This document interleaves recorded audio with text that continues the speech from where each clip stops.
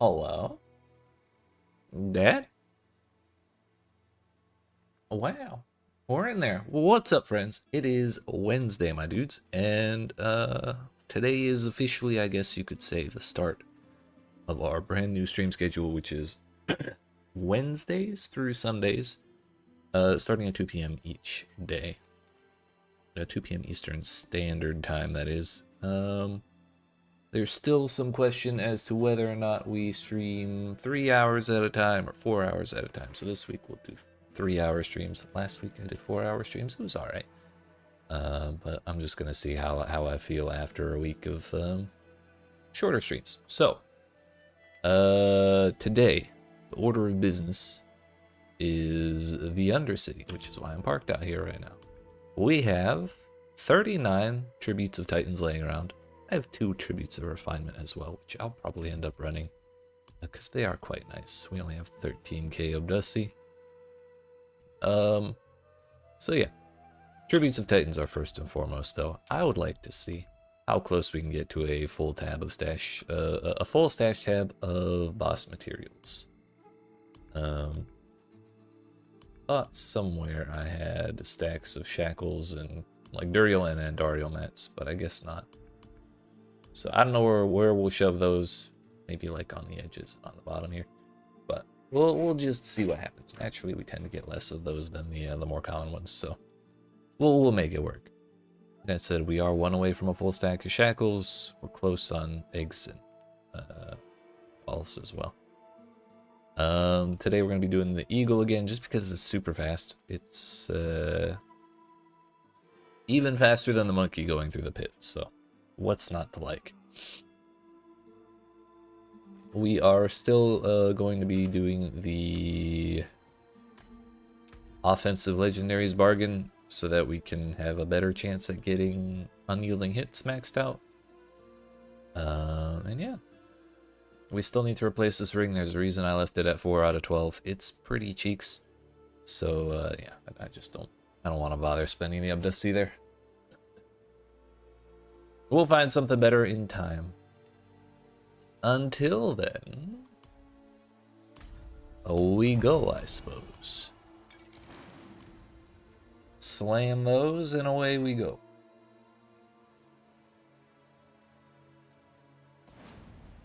Part of me still hopes and dreams for a quadruple greater affix razor plate from Zur.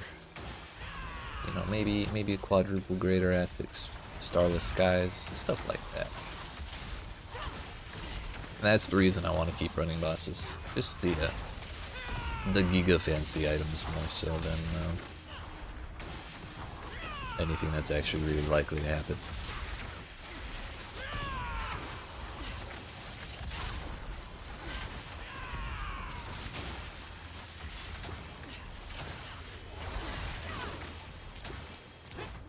Also, I've forgotten how to play the video game because I haven't played it in like 2 or 3 days. We need a couple runs to really wake up.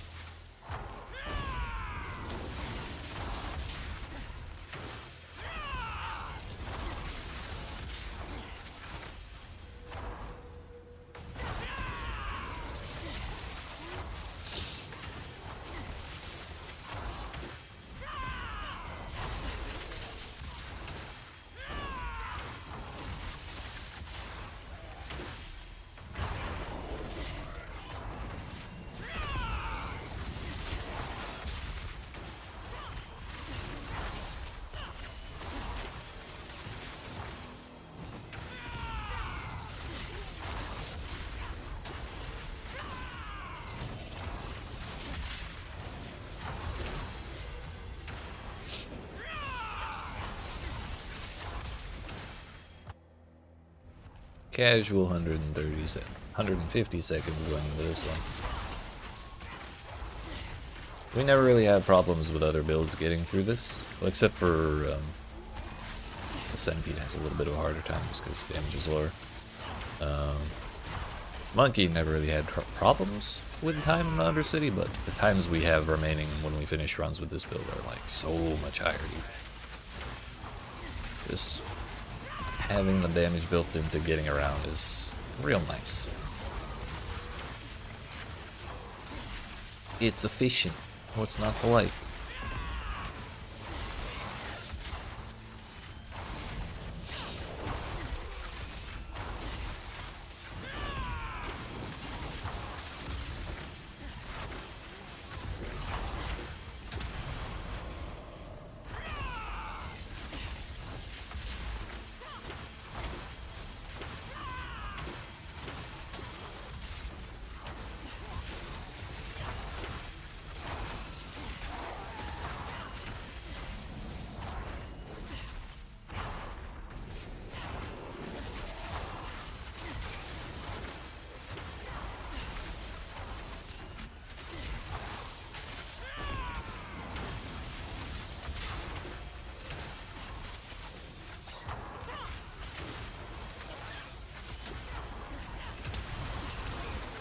Maybe we hit 4 before even leaving, or 2.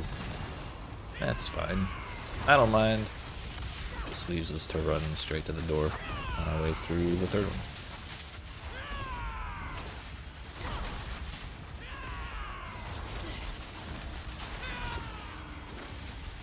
Doing that weird thing where our damage just kind of disappears again. That's cool. It's fine. It'll come back eventually.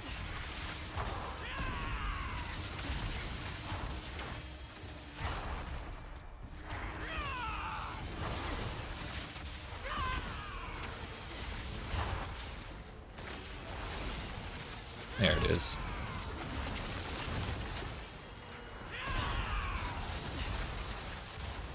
And there it goes again. Shit.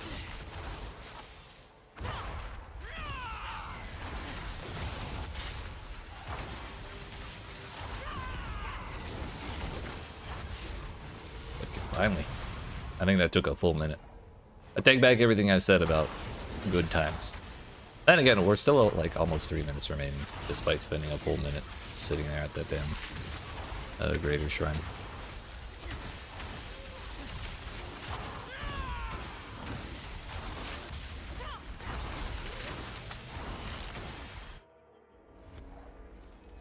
Finding portal pranksters would be nice, but they're not paramount. I don't care that much about them.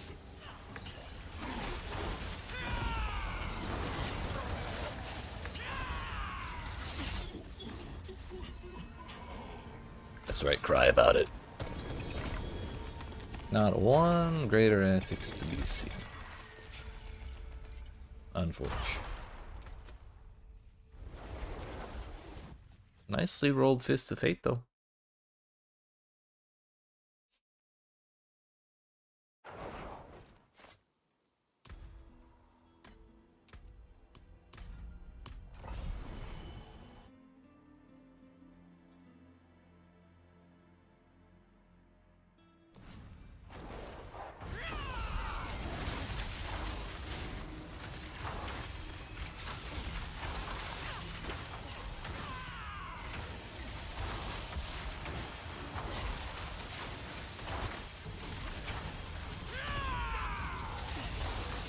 Or why are the feathers going over there when there's an elite, like, directly next to me? I'm confused.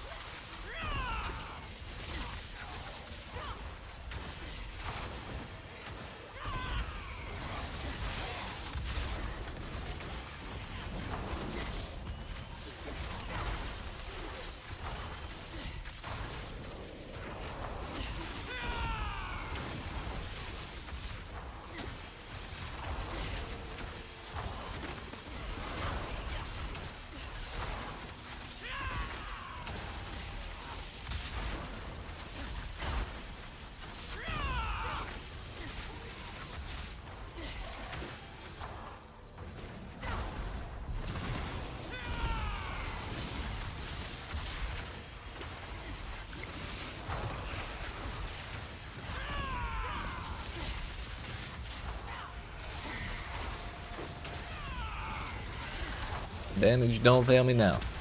Thank God. Part of me wonders if the disappearance of our damage last time had something to do with the damage resistance mobs lasting longer than they survive, longer than their lives. But like, it still happens on bosses. That's certainly not what's going on. I still think it's probably something to do with moving certain distances in certain periods of time, but I don't know what. As many times as I've been looking at my as many times as I've looked through my modifiers and passives and shit, I can't find anything that would have that drastic of an effect based on the distance I've moved. But most of the cases, it seems like it goes away when we stop moving very fast. Like when we're bossing. And comes back when we go a real long way away. But then even that, I went back and forth across this boss room like 7 times in the time after my damage disappeared, and still didn't get it back, so fuck if I know. I really like to get that figured out before I make a guide about this.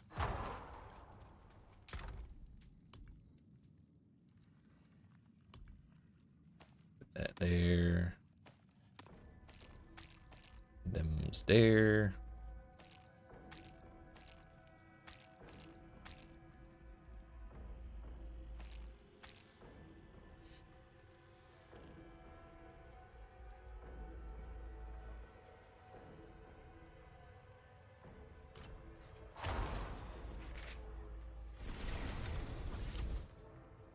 And again, we still have 37 to go?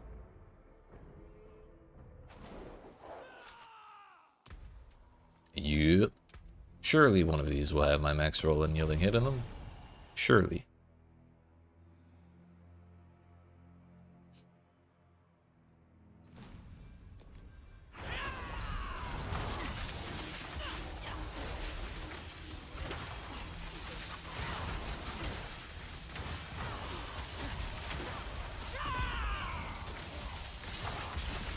Which you can find a build without Shroud and finalize all your aspects. Well, I regret to inform you, this one does use Shroud, but I have 2 other builds that don't use it. One is Gorilla Thorns Spiritborn, which we use Razorblade. It's a Thorns build. And there's another one, it's like Stinger Poison Centipede, which I'm actively working on a guide for. That'll be out later this week. That one we just use a plain old legendary chest. Might benefit from Shroud, but it's not what I'm using right now. And it does well enough on its own.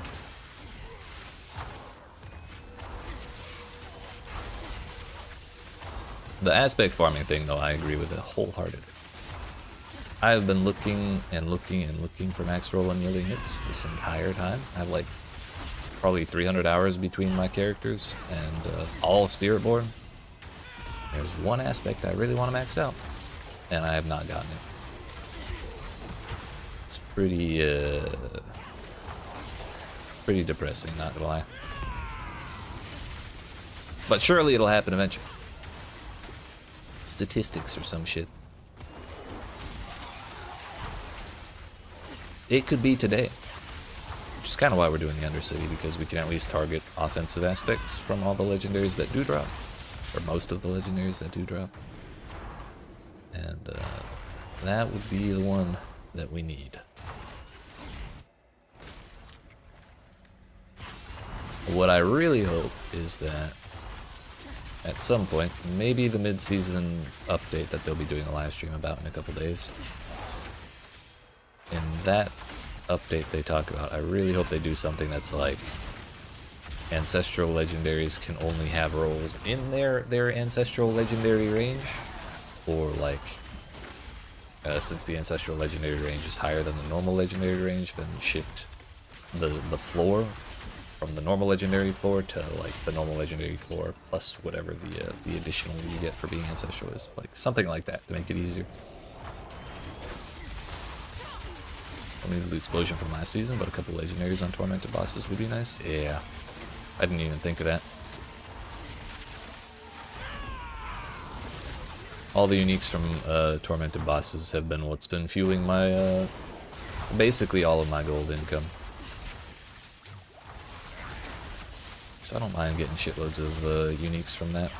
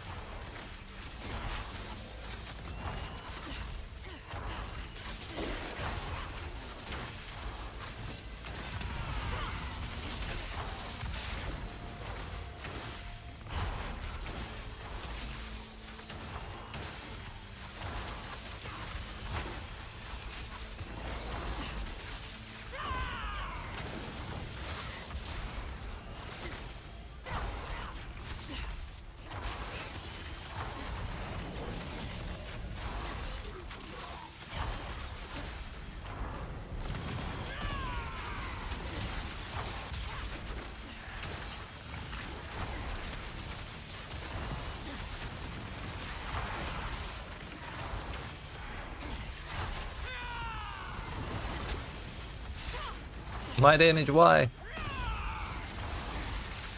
Could be I let Supremacy disappear. No, but I still have 18 stacks.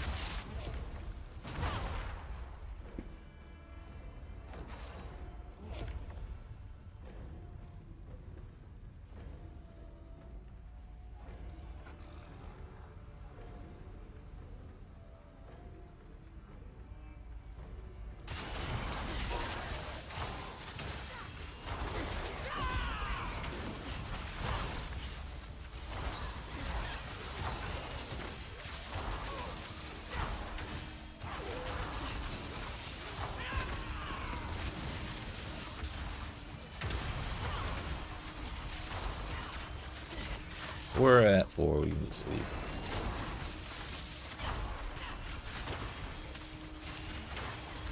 I got too many tributes to do today to be sitting around clearing these all fully.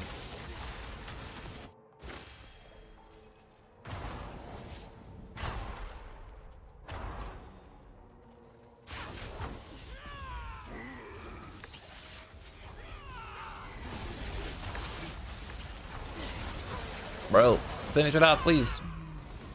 What is the cull percentage on Decrepify? I am still using it right now. Does that just not work on bosses?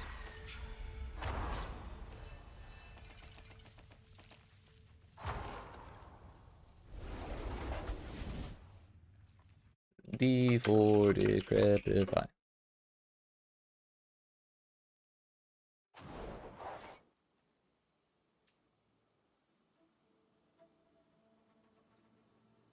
When you or your minions hit an enemy afflicted with Decrepify below 10% life, they are instantly killed. Does not work on bosses. Bruh. Why even bother? Yeah, we can do one more, then go empty out.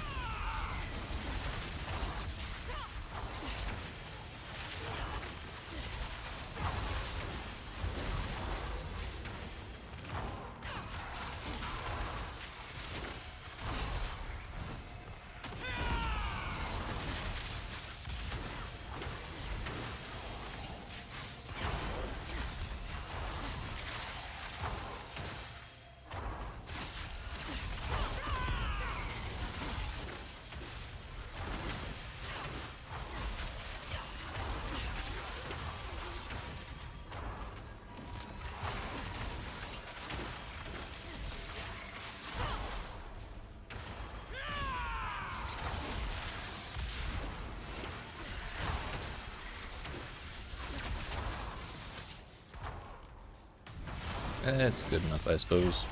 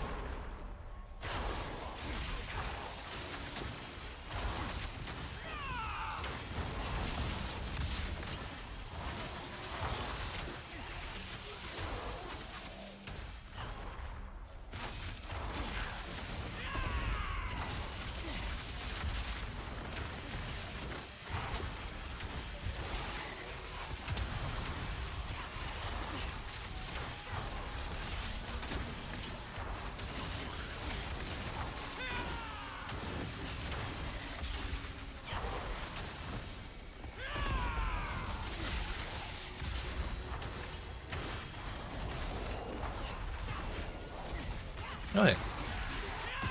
I fucking knew we were gonna find a treasure goblin in this run because I did it when my inventory was almost full.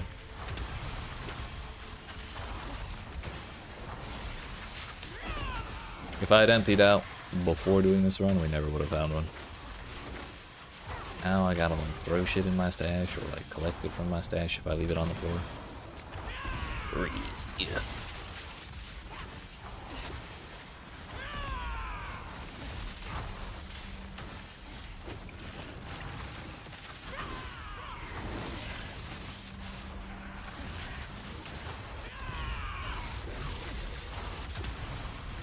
That super elite didn't get executed either. And he was at like 5% health. So I wonder if those are considered bosses as well. Or maybe it just doesn't work on elites in general, and the tooltip is wrong when it says bosses. Who can be sure at this point? Certainly not me.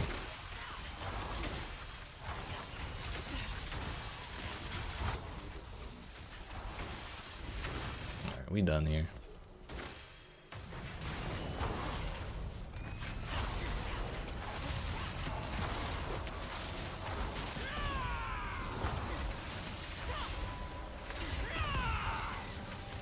Oh damn, my supremacy did go away.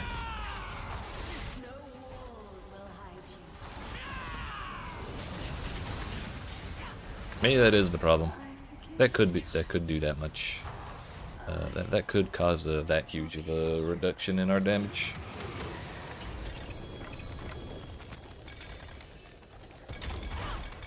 No more tributes of Titans, unfortunately. Not one damn ancestral. Wait, was that 2 tributes of refinement? Hell yeah, it was. Okay, I'm not upset about that. It's annoying we got tributes of harmony because I think they're kind of useless, but the rest of it's cool.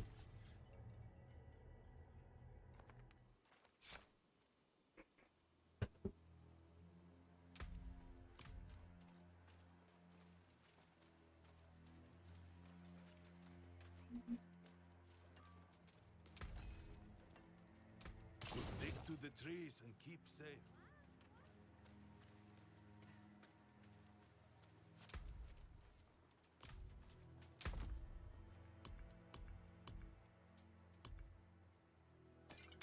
More of those. And again.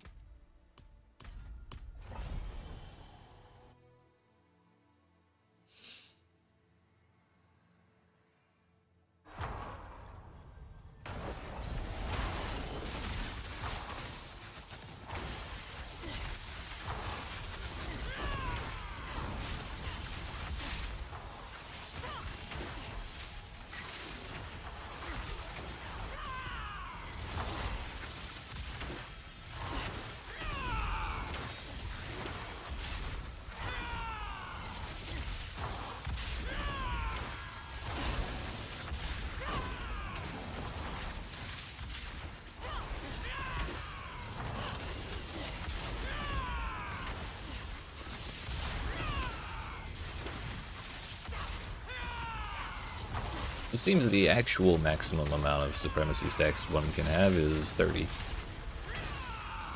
The stated limit is 10, but as we can see, it's a wee bit higher than that.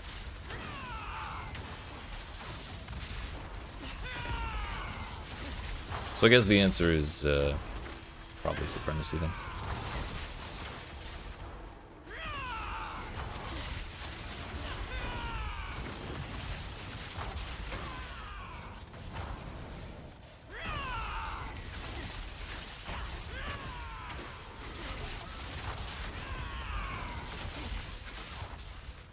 And again, I wonder if the actual cap is going up with the amount of points we have in there, because I think we're at like 10 points of supremacy or something like that. We have a lot.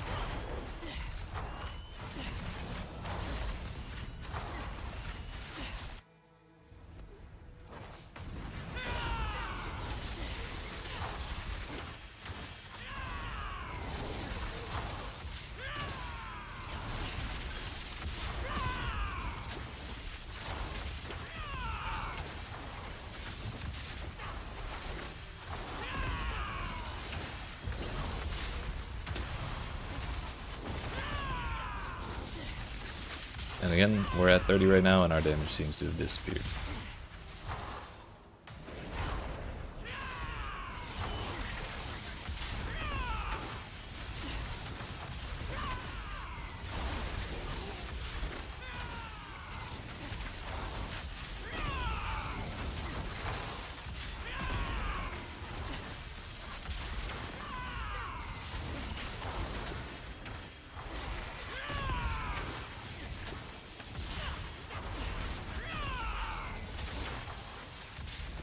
Still at 30. That guy took a little while to die.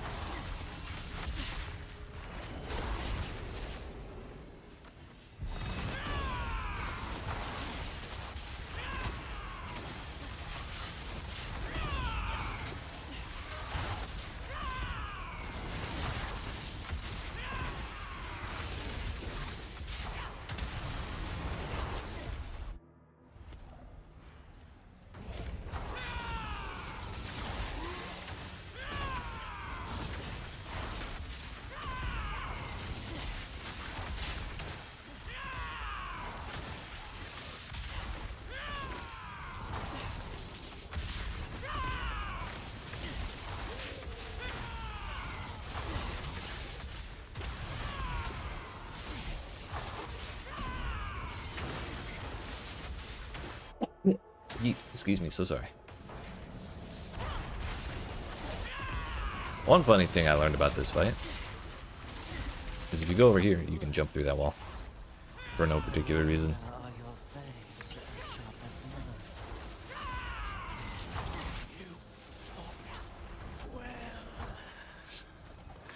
I guess it doesn't really make much difference. Oh hey, we got two. Too bad only one of them can have unyielding hits. That's one more than we got last run. What is it? Redirected force. Unfortunate. I already have a max roll of that, I believe. So, and it's also a useless greater ethics. So we don't care about that. Helmets are like a pretty competitive slot, so I can't think of a time where I would want to run a non-unique helmet.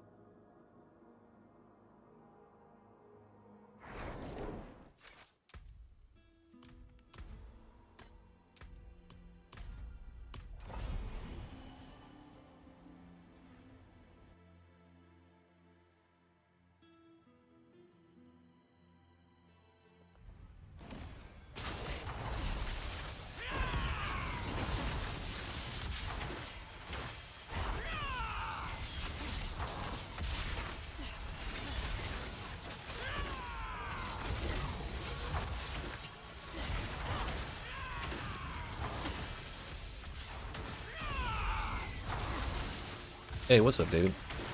I'm a little out of it today, but, you know, we're still enjoying the build, so maybe a stream, why not? How you doing?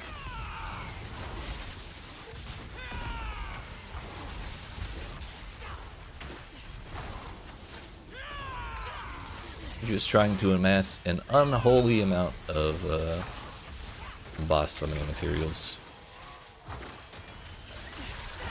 I wouldn't mind going over 1 billion gold for once. So, and that's the way I've been getting most of it. You just woke up? Hell yeah. I definitely had plans to get a whole lot of work done before streaming, but I definitely slept until like 2 hours before stream. So I worked like an hour at best before going live. I'll just have to make it up after the fact. It's fine. I'll get that damn centipede guide out one day.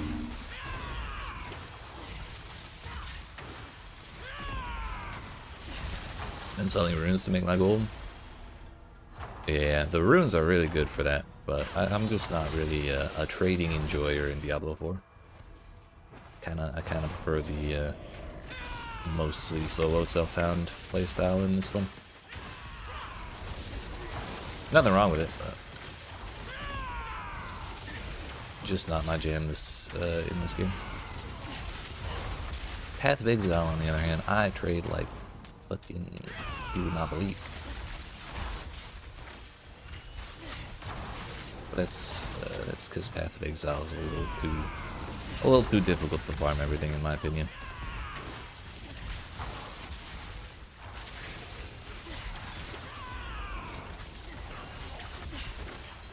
Let's clear out this bottom side before we do all that up there.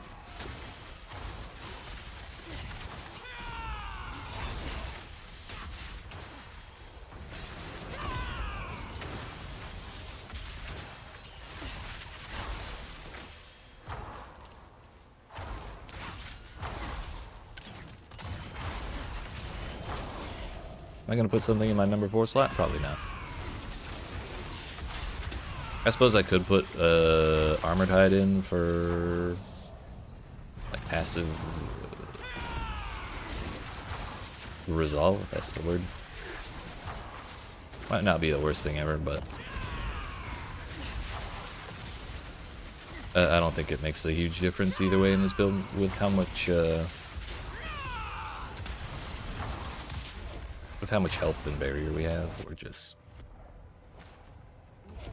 We're just, you know, fine. And I can't take the gorilla passive on the the second bonus in the Spirit Hall for the gorilla to give us permanent unstoppable through resolve. So I have to take Eagle plus Eagle for Loyalty's Mantle. That's the main reason I like resolve in the first place.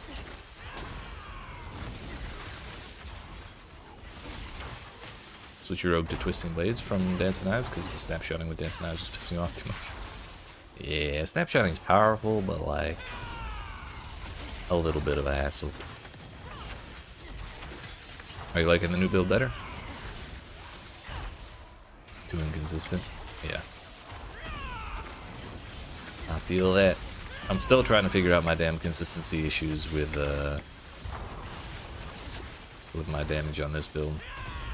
I'm leaning towards Supremacy being the culprit. Like, basically, I'm not spamming the Eagle often enough, so Supremacy falls off during longer fights. And then I just lose a big chunk of my damage. That's the one thing I could think of that would be that drastic.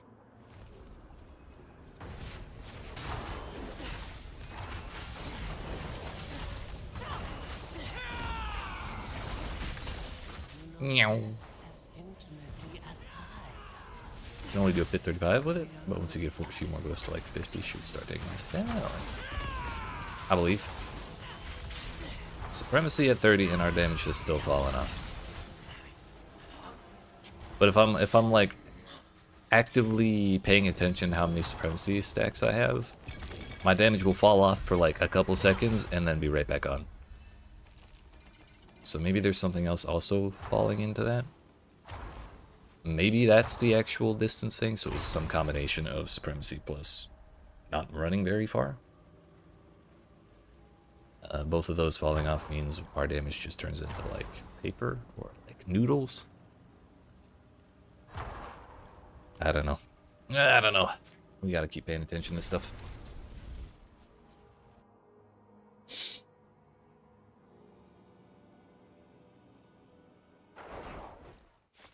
Already had Shroud of Condurus and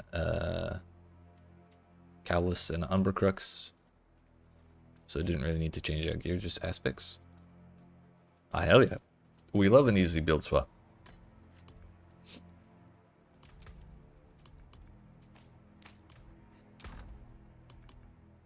One day they'll add loadouts, so we can swap builds on the same character in the click of a button or something, but for now we do not. Which is why I have 3 Spiritborns instead of 3 builds on 1 Spiritborn.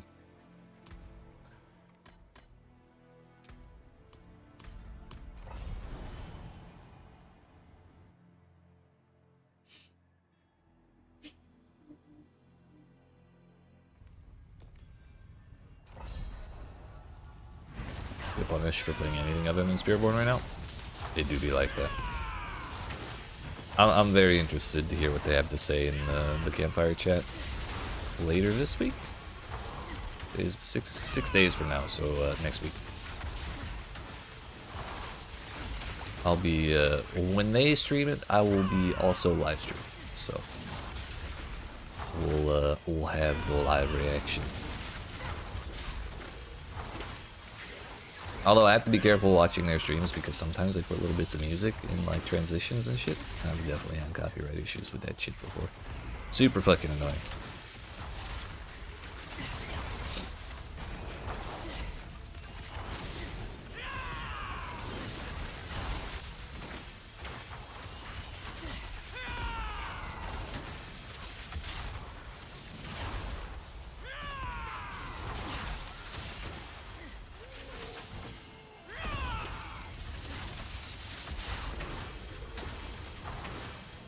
What I kind of suspect what's going to happen is they're going to eventually fix Spiritborn, like maybe next season. And bring down the overall difficulty of Torment 4, and just like each of them in general.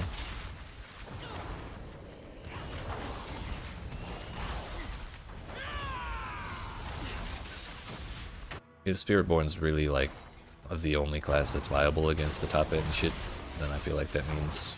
And Spiritborn's only able to do that because of all the bug shit. I feel like that means they overshot their, where they should have gone with the difficulty.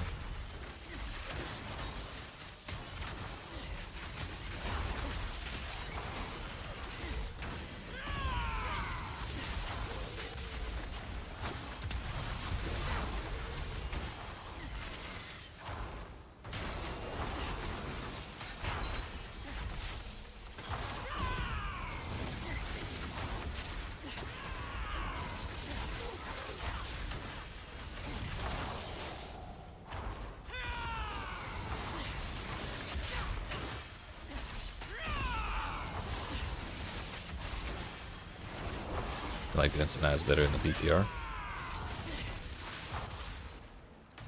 Your goodness. Did it not rely on snapshotting or something in the PTR? I didn't realize they made significant changes to it between that and the release.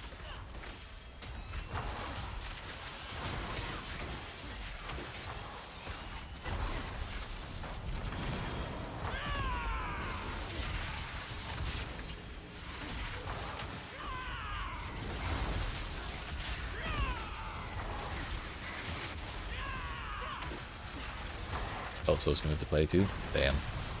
You hate to see it.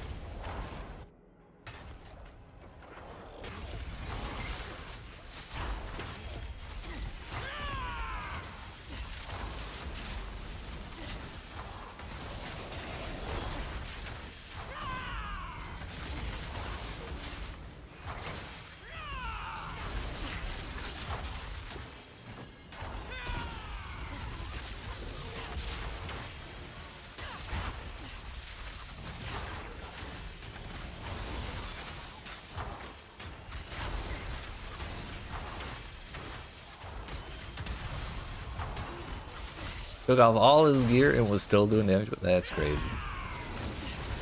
That should be illegal.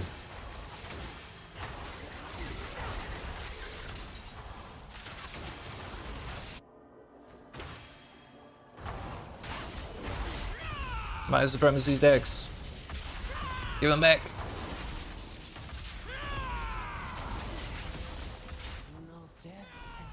Yo, wait, she can take damage during that? Hello? Wow.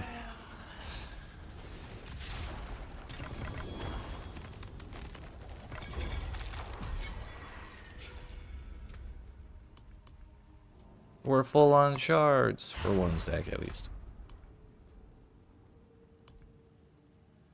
I assured you. Only this one though. I don't use it on any of the other ones. It's razor plate for the monkey. And just regular legendary for the centipede. Shadowfall's death might be good on the centipede, but who needs it? Honestly, I was looking I was looking at it right before the stream, and I have the aspect that gives like a shitload of armor for now, but then I was looking at the other options you can put on chests in the utility category, and there's like a lot of good options there. There's like soil power if you wanted to use mystic circles. There was, I can't even remember them off the top of my head, but we had options. And Shroud of False Death might overperform those, or outperform those, but why throw that on everything? Want to try Stinger build, but you need to find some gloves with plus Stinger on them? Hell yeah, dude. I have Busta core skills on my gloves on that build, because it is a Stinger build. And it's been doing pretty well. Not like it probably can't get above pit tier 80 the way I have it, but the playstyle is fun, and it can still farm in T4 pretty reasonably. I want to get an epileptic fit from the green on the screen. The nice thing is it's kind of nice, kind of a problem in my opinion. But the green is affected by the lighting of the zone, which makes it less jarring to look at, but also easier to miss. So like, it's harder to tell when Scourge has worn off. Bro, my damage black. Why?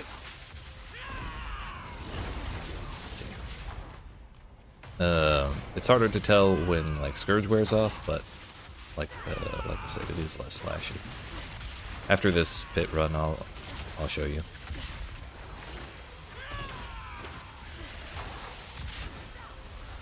I can show off the build a little bit. It's the build we'll be doing a guide on next, since I made it second.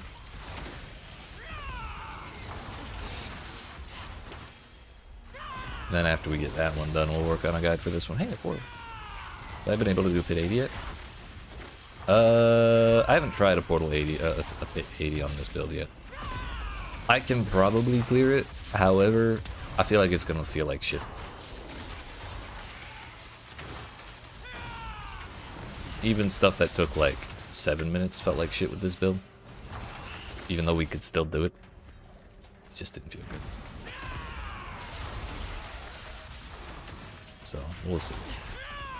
We can try that at some point today too.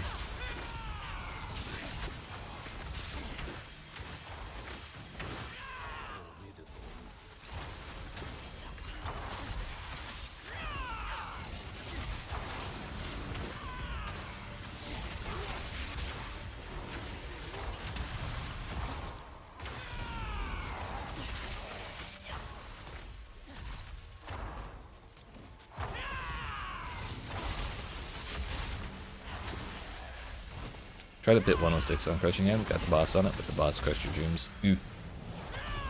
Unintended. Nice. I respect it. I respect the, I had the word, but I lost it.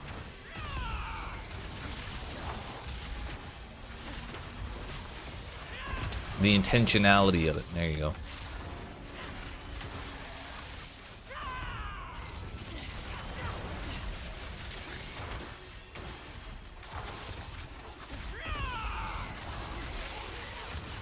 106 is crazy, though.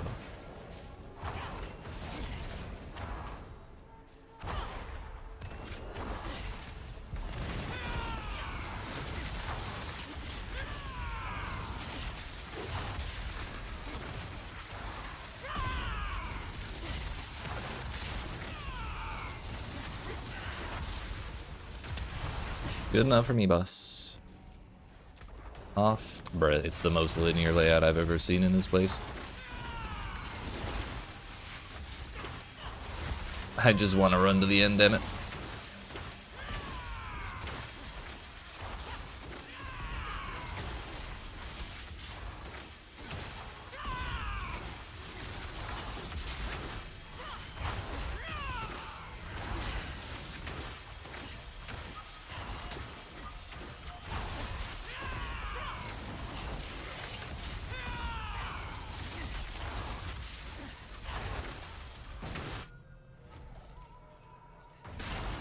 It's Aaliyah.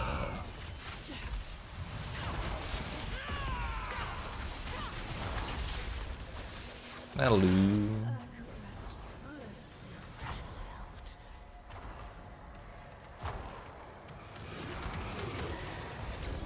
Oh yeah, I forgot we got the portal goblin.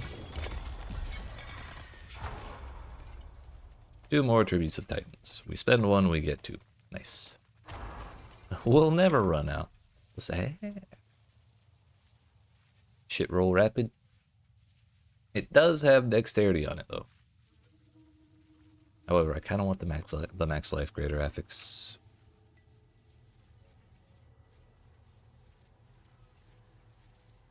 I don't know how many people have given up on the Paragon Grind when they got to 250. Yeah, probably a lot. Probably a lot.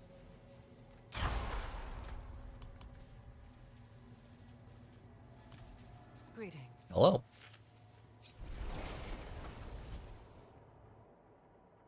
I kind of want the 300 though.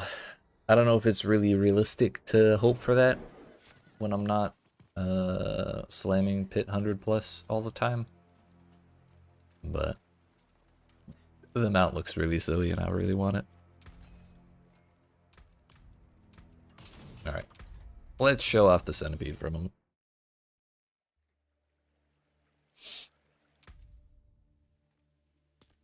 Good old stinker. Trying for it too, just to get the mountain achievement. Yeah. I feel like I'll probably end up making like a pretty meta build as my last one. And just slam pits until I hit it. Problem with changing builds is remembering how each one works. Let's start at 65. The most annoying thing about this build is that there's no such thing as autocast. So we have to like manually push buttons every like 10 seconds or something to keep our, basically our auras up. But it's not so bad, I guess. I guess that is pretty flashy. The damage numbers are worse than the green, I think. But it's fun to see everything run away.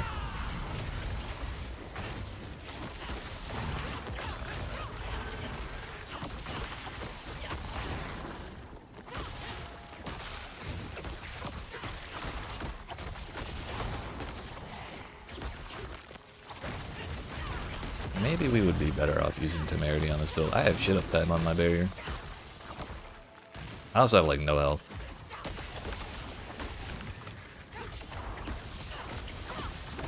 Is Temerity the pants for Spiritborn? Maybe.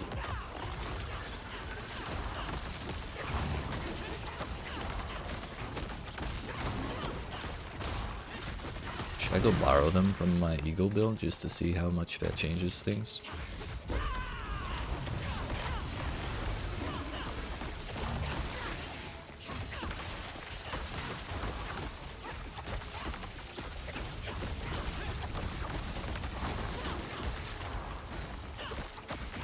Yeah, the Druid shield's cool, but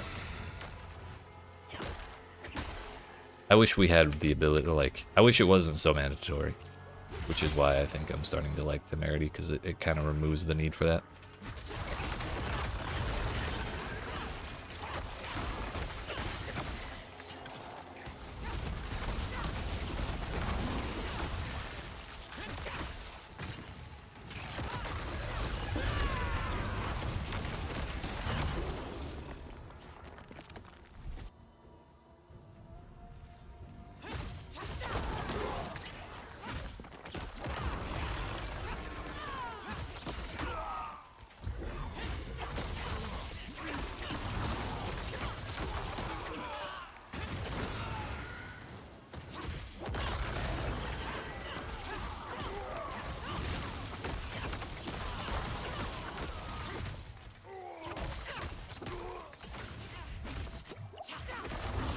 biggest problem is when things aren't feared, we are a little squishy. Thankfully, most things are feared most of the time, so it's not always a problem.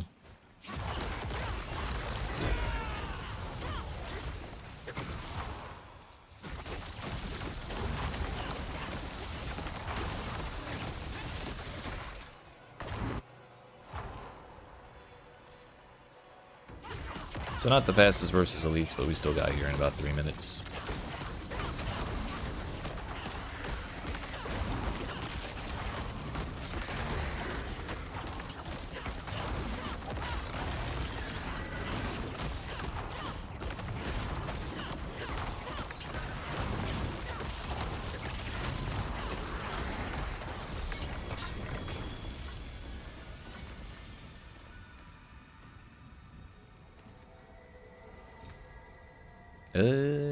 What did we want? Am I actually still using Revenge? What the fuck? Oh no, that's actually, yeah, that's fine. We do trigger Thorns very often, because we use Gorilla on the top bonus. I think we actually still use Gorilla on this one.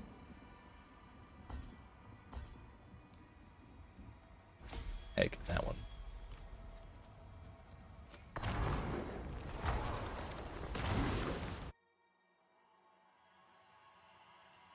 I don't know. I might try and re-gear this one a little bit more towards life and then barrier. Like I might try and get the temerity business. We lose scourge size though, which is kind of a bummer.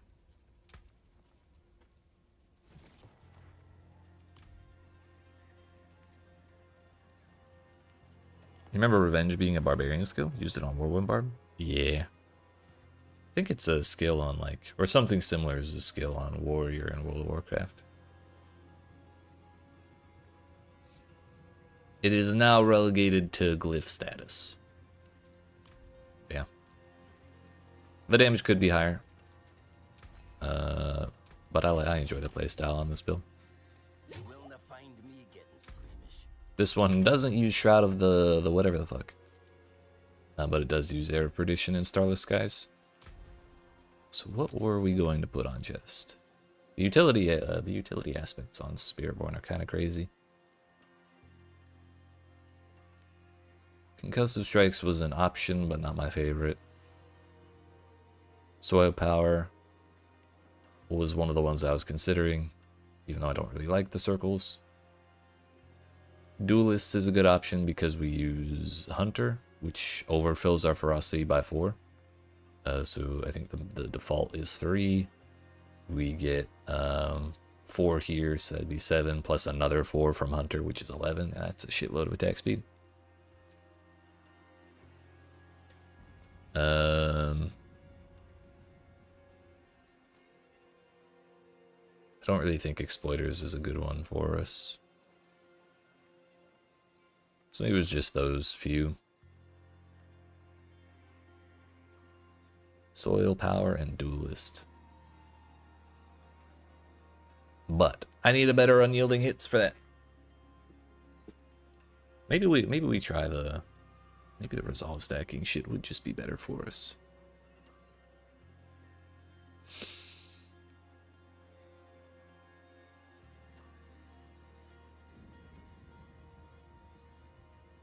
My magics await your return.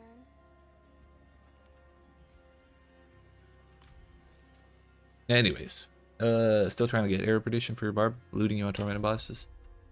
Yeah, I got how many Andariel's Visages do I have? I got like 3 of them in a row before I got any other helmet. And I still have not gotten a Shaco to this day. And I could break these and make one, but I also kind of want a full tab of purple shit just for like the flex purposes. So I don't want to break any of them yet.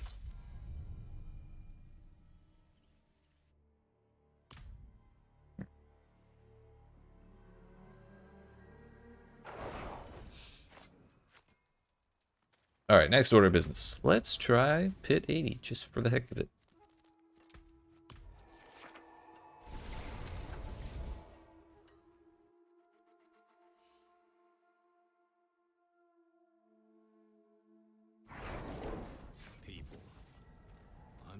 when you stacked max resolve on Crushing Hand, it was a big spike. Yeah. The problem is I'd also have to retool for like more crit damage, because then I would want to take Noxious Aspects or Noxious Resonance for the key passive, which your crits cause your poisoning on an enemy to burst, dealing all the damage. Damage is increased by a multiplier of your crit damage bonus. What gameplay aspect would you say is the most fun right now? Also, hi, what's up, Not a Frog? That sounds like a name that a frog would have. So it's a little sussy, but I'll accept it for now. Gameplay aspect would say is most fun. Do you mean like which spirit for the Spiritborn?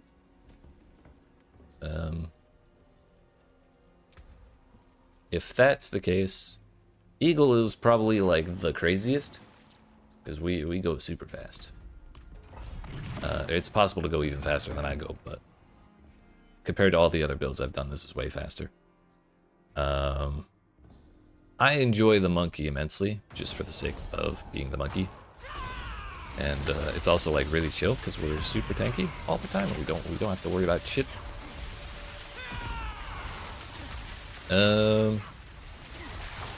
Centipede has a cool playstyle too. It's not so much my jam, but I think there's just a lot of viable options for Spiritborn, and I think that's cool. That said, I've not played a single other class since the expansion came out, so I got nothing to say about any of those. Just been generally like Whispers, Pit, Bossing, PvP, loot finding. Might try Monkey. Hell yeah. If you need a guide, there's one on my channel. It's like the most recent video that's not a live stream, I'm pretty sure. Ah yeah, look at that. Clear speed. This is why I didn't want to do this. Or why I hadn't tried it to this point. Actually, we just smacked the shit out of that, man. I like Undercity the best. If you have the tributes, you actually get like good rewards out of it, and you know, just something about it feels nice. I enjoy having the little timer and the map revealed and all that. I like that we can target specific types of legendaries with the offerings.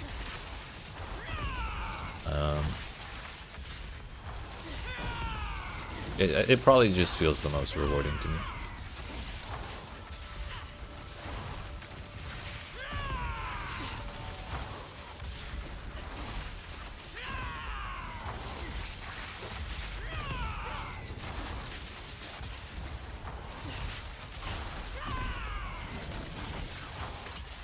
Check it out, coming back after a long B4 hiatus and taking the temperature. Gotcha. Yeah, it's in a really good state right now, I think. At least as far as like gameplay mechanics. Class balance is something. It's in probably not a great state right now, but they're having a campfire chat in a couple days to talk about what's going to be changing soon, like in the next couple weeks. So hopefully they have good things to say there.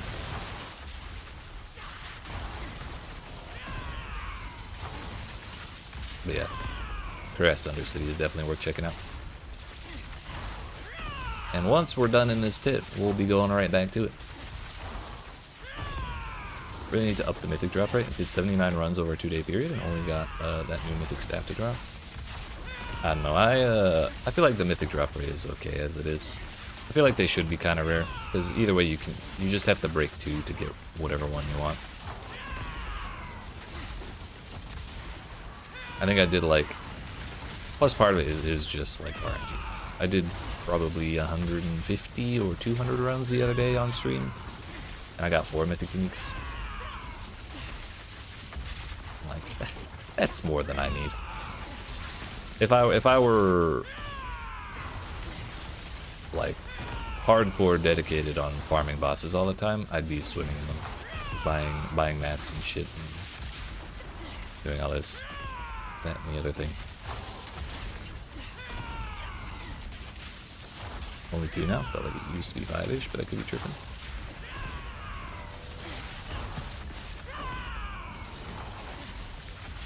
Wait, I'm sorry, I lost the thread of that conversation. Only 2 what?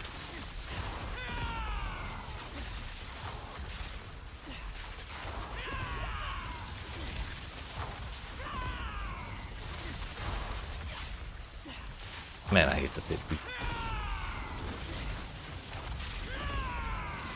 Oh yeah, yeah. That was something that got changed in the patch. You only need 2 sparks to make whatever you want, but you also need a bunch of runes. Alternatively, for 2 sparks and like a bajillion gold, you can just make a random mythic unit. So you can skip doing the whole rune farming. But if you're farming a bunch of bosses, you'll get a bunch of legendary runes anyways.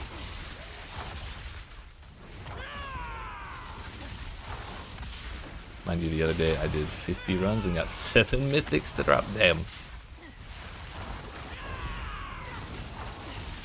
So you could totally make that error prediction you're missing.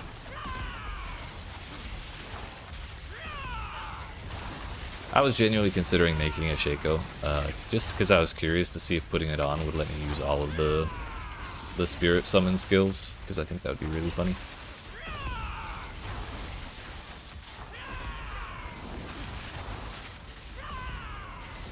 What's our damage looking like? This 7 million bullshit. There we go, that's better.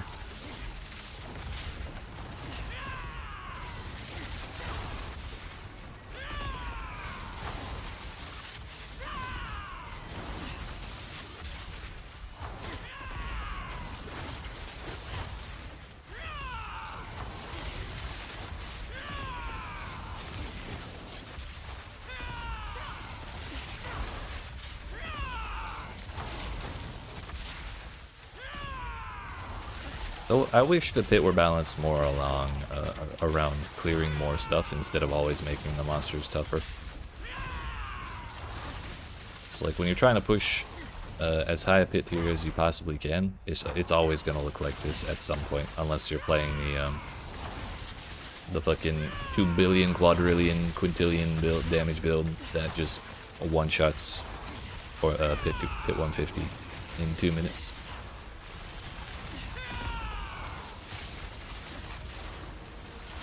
Able to get my Rowan borrowed from it. Ethereal's Might, Shaco, Grandfather, and Ring of guys. Golden now, sheesh! Hell yeah.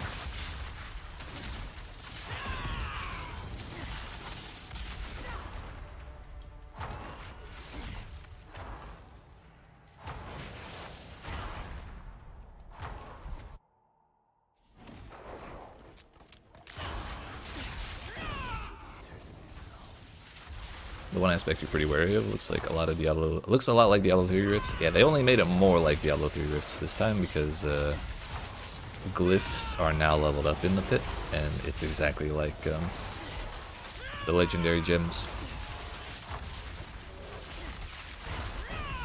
Which I don't think is the worst thing ever, and I don't mind doing like lower pits, but unfortunately the pit is also like by far the best source of experience, and the grind to get to Paragon level 300 is massive. So pretty much if you want to hit Paragon 300, you pretty much have to be pushing pretty high pits, which means doing stuff that looks like this all the time, and I'm not a huge fan.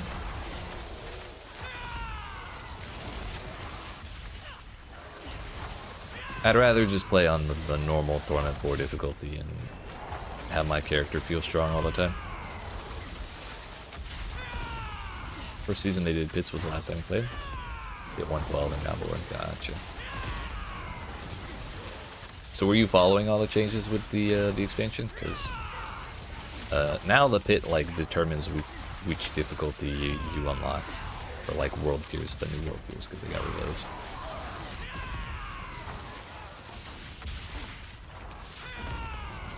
Which I kind of like that system better because it's like you have to be able to clear something on the difficulty that you're trying to unlock in order to unlock it, which I think feels a lot better than trying to like rush into World Tier 3 and 4 as early as possible.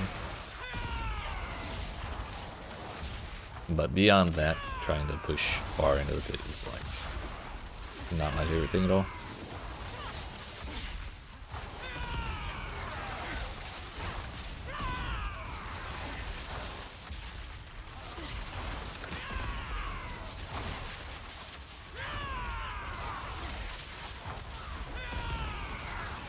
Well, looks like we'll get to the boss with 6 minutes left. We're 5 minutes left. As soon as this pack explodes.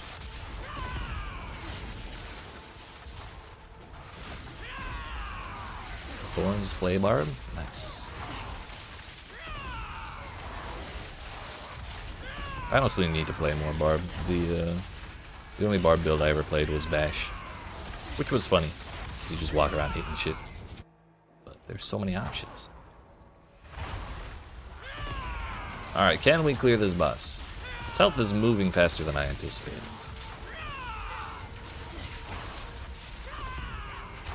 Will this boss kill me is the next question.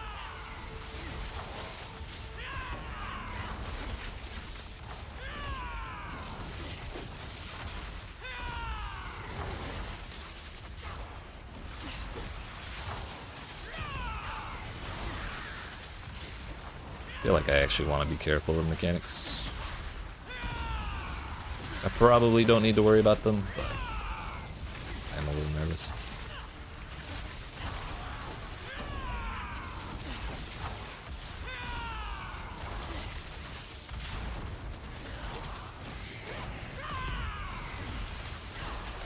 We're eating up too many dashes. I actually have to like auto attack to get my evade cooldowns back. This is bullshit.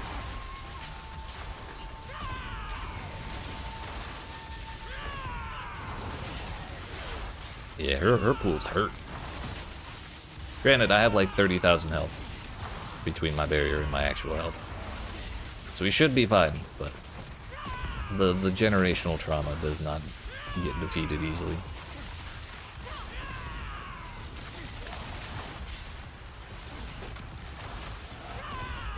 Hey, what's up, Talent? How you doing? So we can do 80. We had like, what, 4 minutes left? 6.75 million. At that much XP, it's still more worth it to do hit 70 in like 3 minutes. Gonna go Spiritborn just to see what it's about, but otherwise you're a Barb Stork main all day. Yeah. Right now the balance of the game is so Spiritborn favored that it's very difficult to compare any of the other classes. I think part of that, well, and the problem with that is a big portion of the Spiritborn's power is due to bugged interactions. And the new difficulties they put in with the expansion are so difficult that things without all those bug mechanics just aren't able to get the power they need to really match it.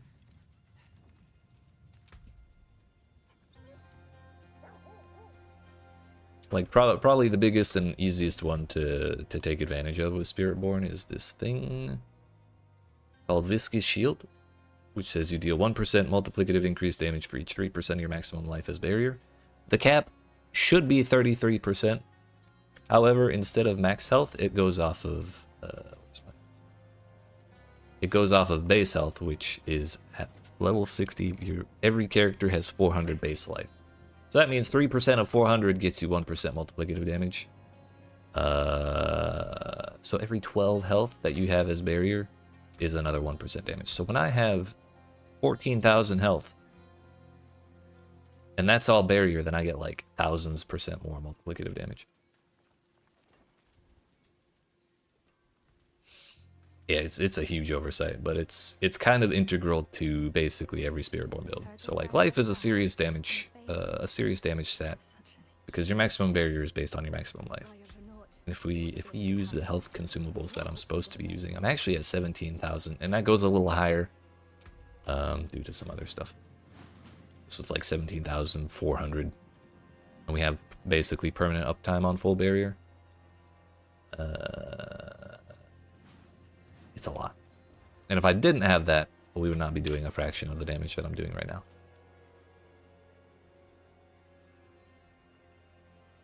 And that's not the only thing either.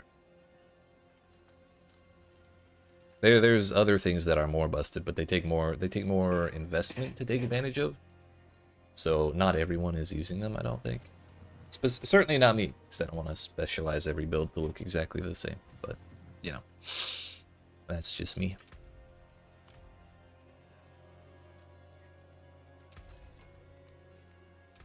All right, let's go do what I enjoy most. That is to say, the Undercity. Let's go. Really can't see them balancing Spiritborn until Season 7. Yeah.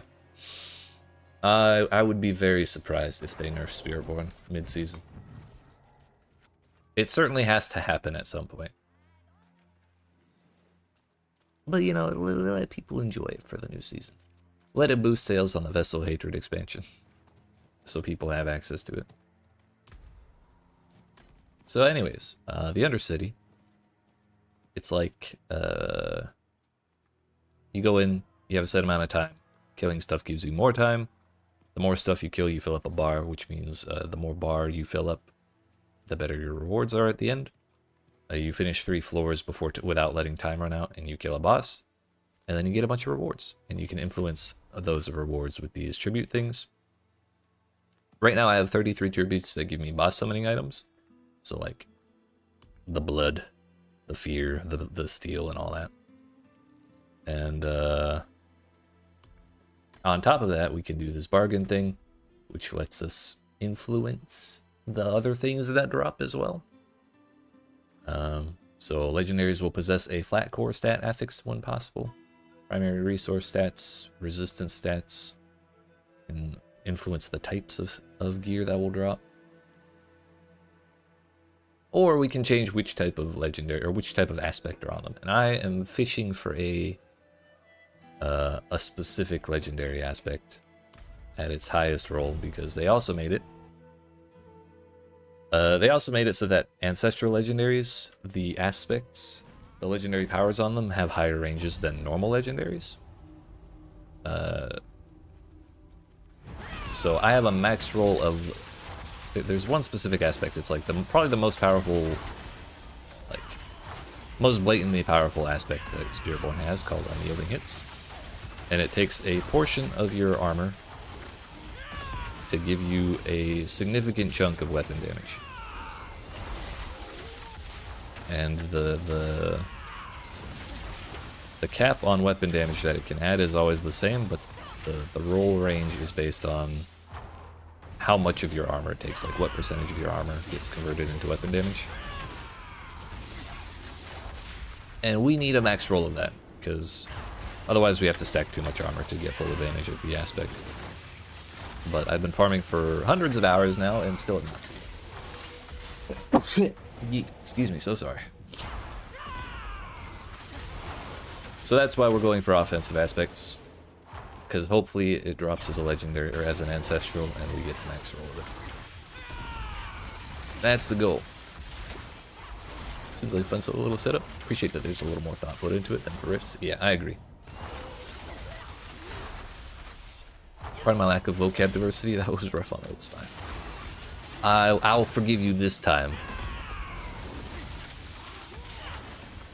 Don't let it happen again, though.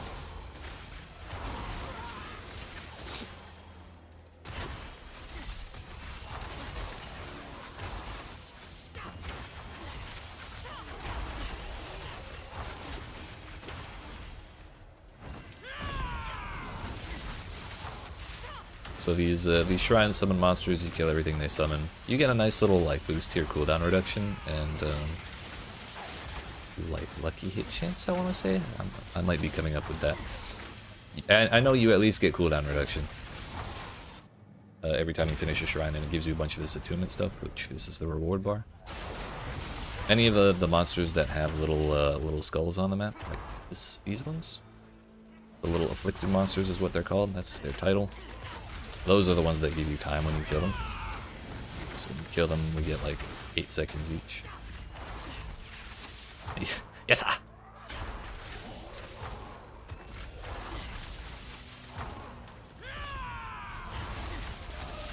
That's right.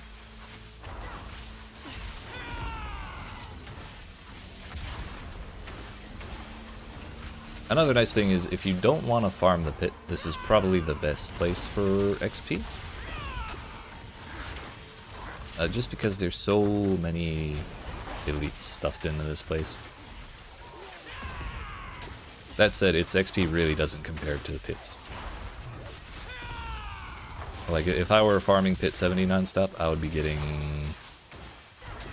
probably triple the experience I'm getting by slamming these nonstop. But I also wouldn't be getting boss materials, which I would rather have. And also, I just don't want to do the pit. So there.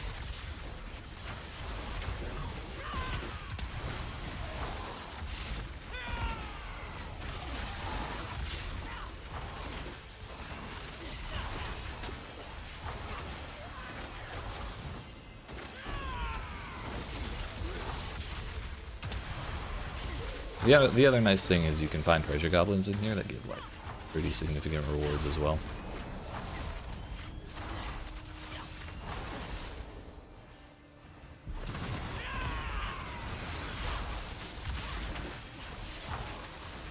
But they are a little more rare than I would like.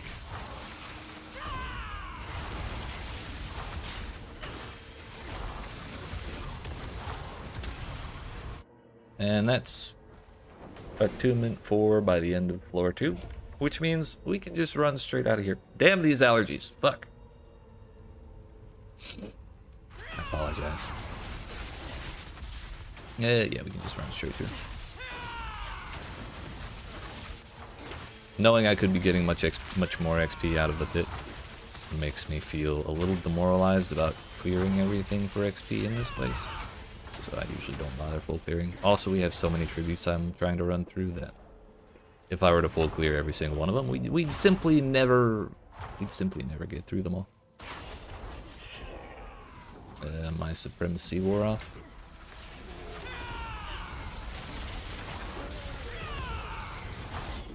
Also random, but is there much going on in the PvP zones? I don't go there often. But I went there and did a couple whispers like a week ago and farmed for like half an hour and didn't see a single soul, unfortunately. Remember they were packed the first 2 seasons? Right? Yeah. I kind of wish they did have more activity. But I did not see anybody. Then again, I was running around in Torment 4. There could be more in lower difficulties. People trying to look for easy kills and stuff. I don't know.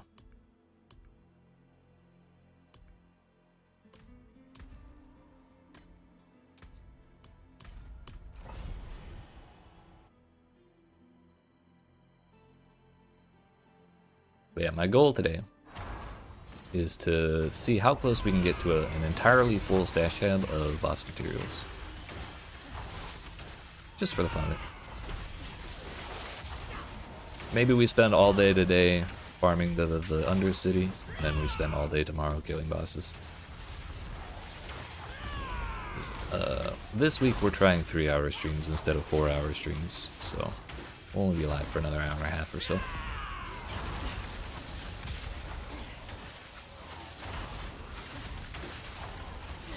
Last time you went into the PvP zone, it was dead? Yeah. Unfortunate.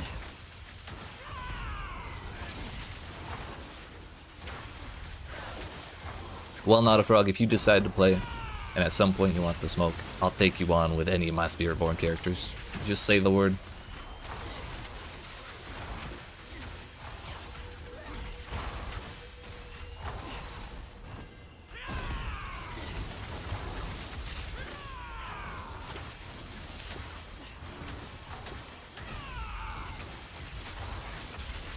I hallucinated a goblin, I got all excited for nothing. Ree.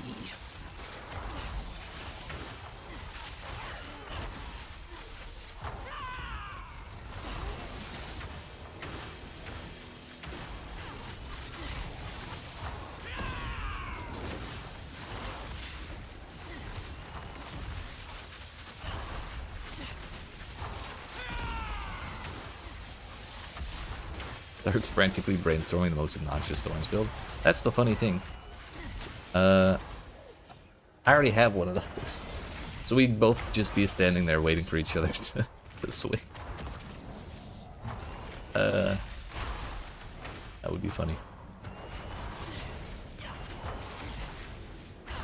The other thing is, I believe Spiritborn has a skill that can inflict poison without technically causing a hit. So it would be the long game, but I can make it work.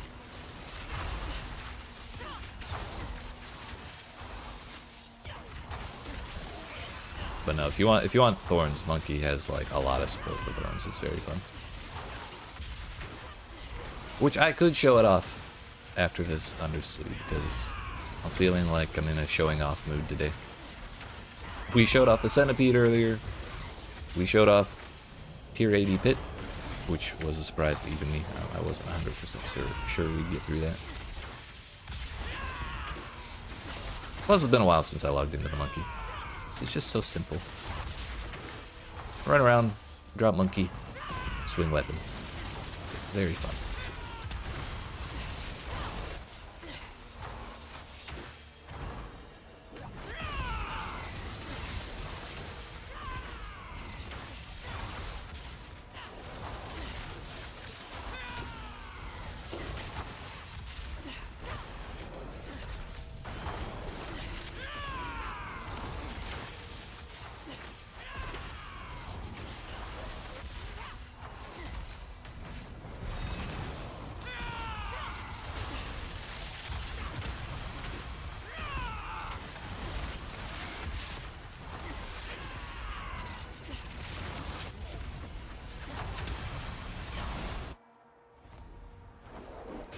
Alright, we're full on attunement, so once again, we're simply running right on through here.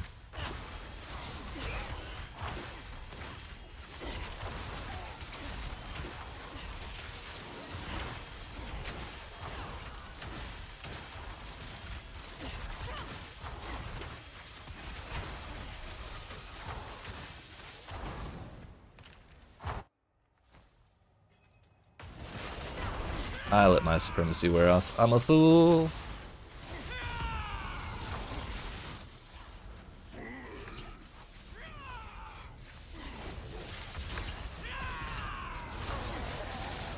My damage always falls off when they have no health.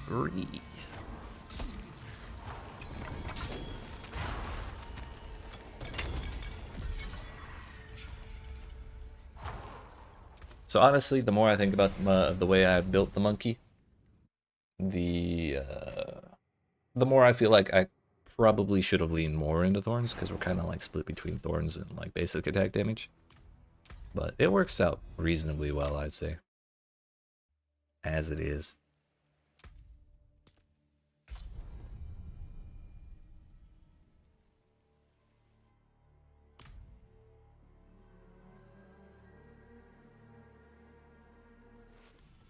I wish Vieira could see. How much health are we at? We're also only at 7,600 life. That could be better. Attack speed, life. 8k life. Could still be better. So the fun thing about Gorilla is that it has this bonus. Casting a Gorilla skill deals 200% thorns to enemies you hit and grants a barrier for 10% of your max life. The thorns is the big thing, of course. So my thorns in town, this it goes way higher in combat. It's like 8k in combat or so. So 200% of that on top of like our vulnerable damage and, you know, other shit. But then on top of that, we have this, which says your basic skills deal extra damage, whatever, and always use the third attack. Every third cast of a basic skill strikes 3 times. What that means for our attack is that when Rock Splitter hits its third attack, Rock Splitter increases your thorns by 80 for 5 seconds, and your third attack deals 100% of your thorns to enemies. So we're actually doing 300% of our thorns damage every single hit with Rock Splitter. And also, every third time we cast that hits 3 times. So like every 3 attacks is 6 hits, and each of those 6 hits does 300% of our thorns damage. After being multiplied by all sorts of shit, which also includes, believe it or not, Viscous Shield. So it's just got a whole lot going for it. Let's do 70. Harambe approves of this? Hell yeah, brother. Harambe walked so Wumba could run. Also, I have to remember how to play this damn build. So it's not nearly as flashy as the Eagle. That's kind of part of its charm, if you ask me. I just hold the attack speed button, or the basic attack button, and we just kind of walk and teleport.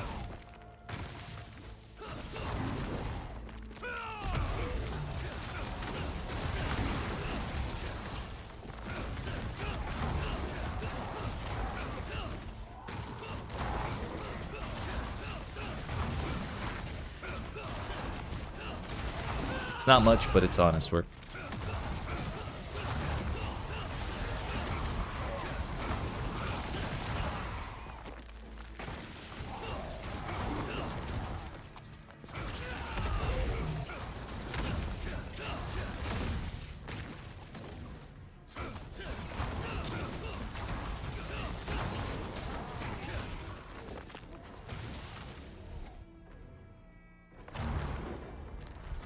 Bruh. I didn't mean to do that.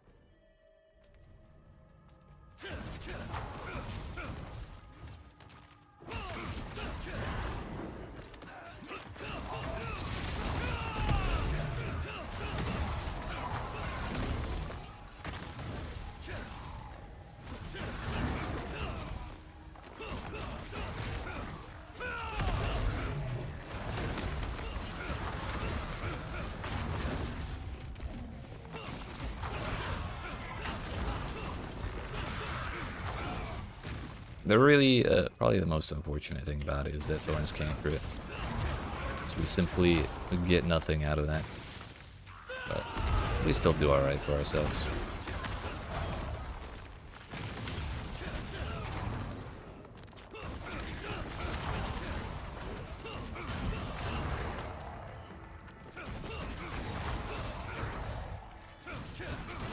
When we don't run into dead ends.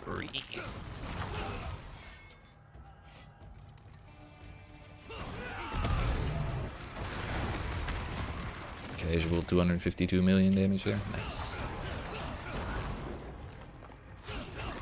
Yeah, we're just trundling along, you know. We're getting up to some monkey business.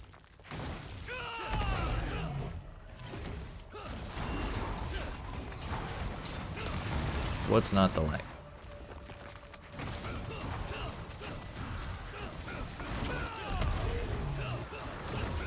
Dead ending seems preventable. Right. Especially in the pit. The crazy thing is, that's not even that's not even the worst thing that has happened to me in the pit. There have been times where I run into pit layouts that have no exit portal, like to the next one. They just run into like 2 dead ends, 2 or 3 dead ends, and then I have to go back to the previous one and clear it the rest of the way because there's no more. It's only happened twice, but the fact that it's a possibility is like bananas.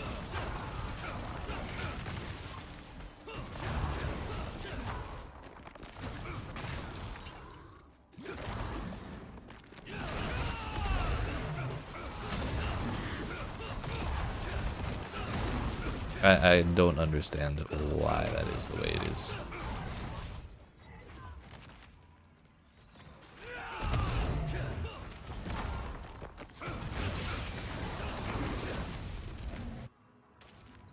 Honestly, this right here is going to be the best part of the build.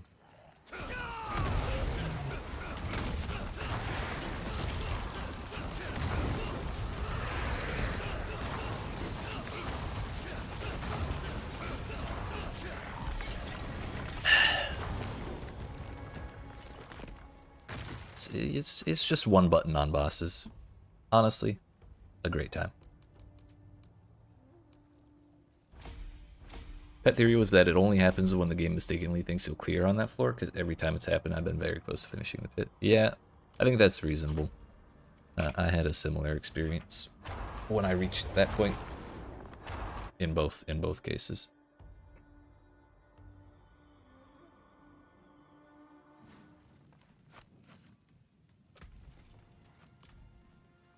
So yeah, that's the monkey.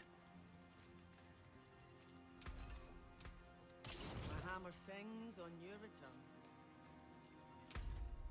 He was the one we made first, and he is my favorite. However, Edberto is much faster in the pit. So Edberto, we continue with.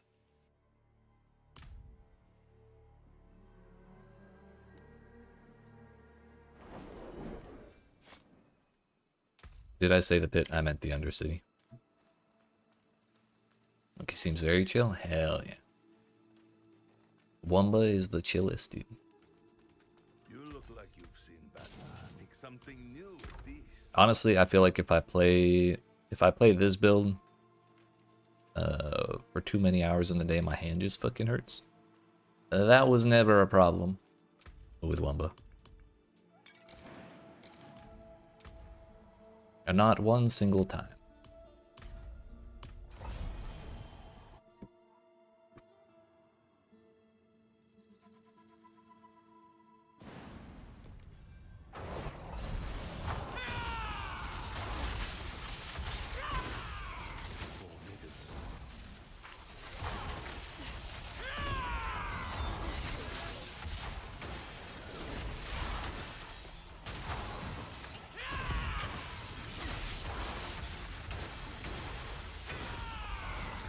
But this build is also kind of funny because our main source of damage is just dashing.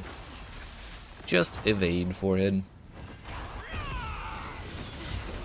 You evade and you shit out like 10 feathers that each do billions of damage. Or, you know, millions of damage. Gotta head off to work now. Take care. Alright, David. Appreciate you hanging out. Have yourself a good day at work. I believe in you.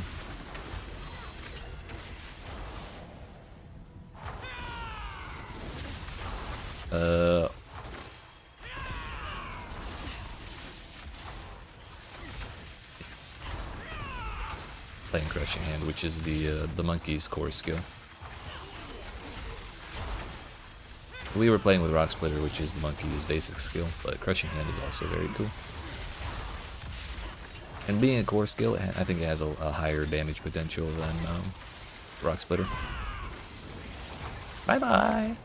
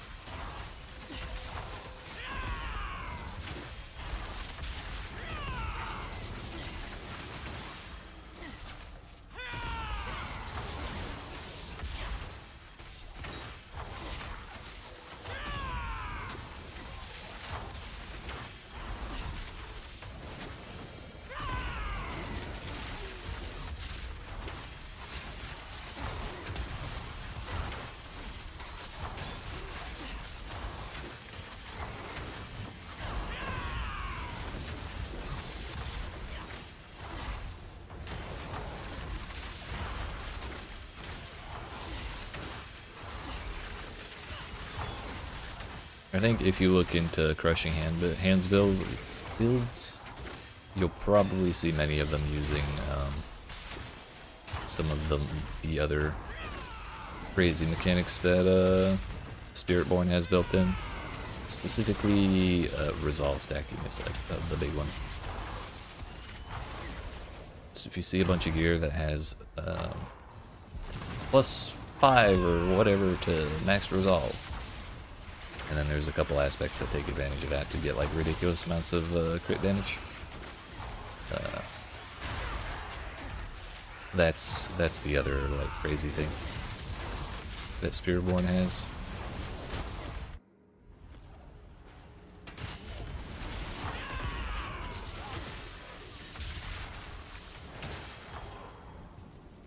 Leveling's going pretty quick. Oh, did you already start one?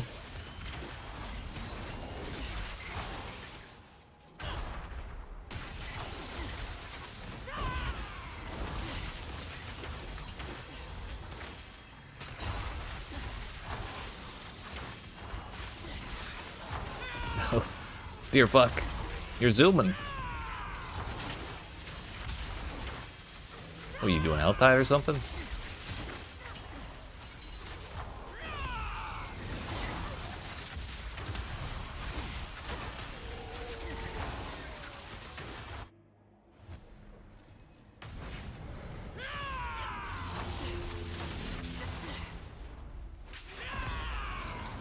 My favorite bug. Just walk through the barrier like it's nothing.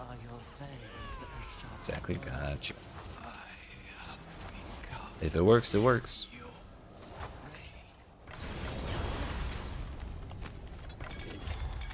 Oh yeah, look at all them boss mats. Hell yeah, brother.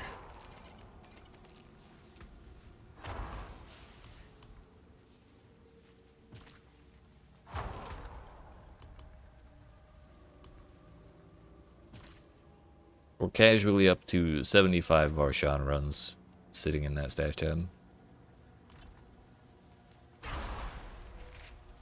I'm sorry, no, that's incorrect. We're up to almost 40 Varshan runs in that tab.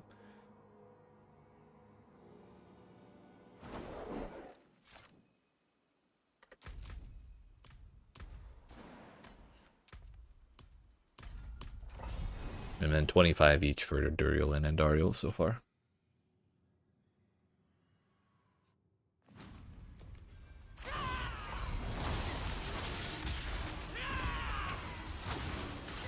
But that's the Undercity for you. It stacks that shit up like crazy.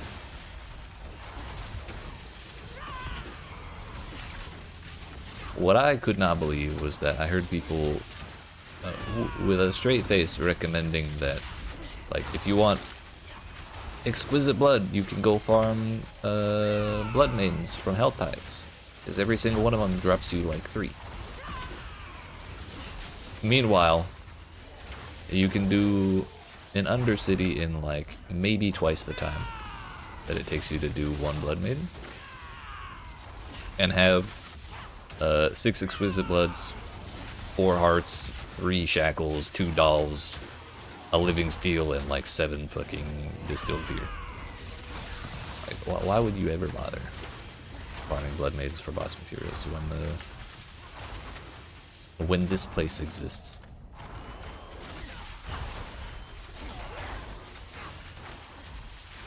For real.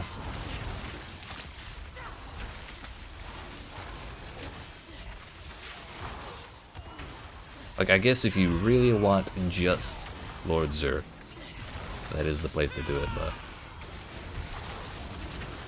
I don't know about that, Chief.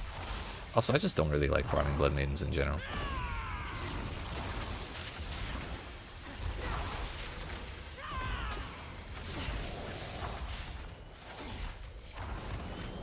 I don't mind doing 1 or 2 for like the whispers or whatever, but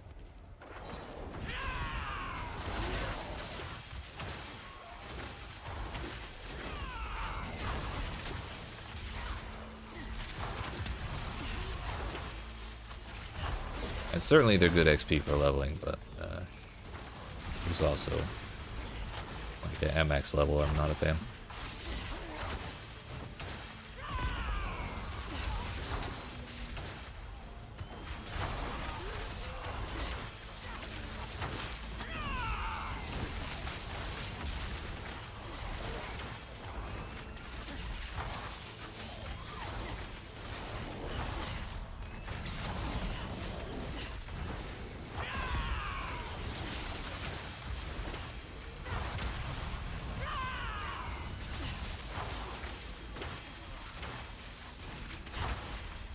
Oof.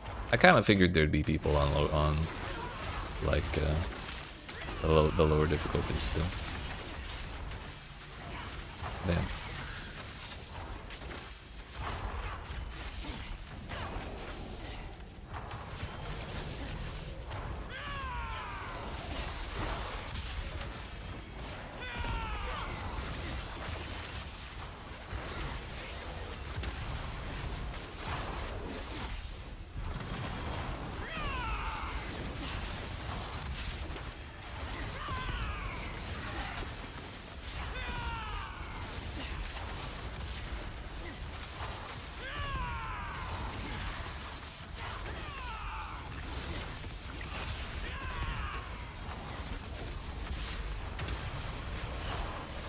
We did it.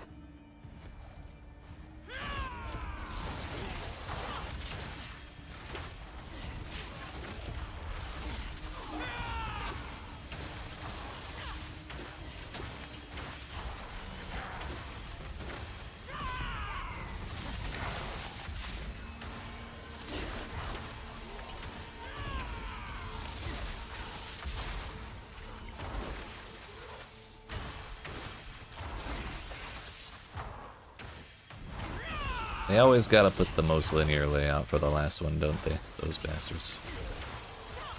How dare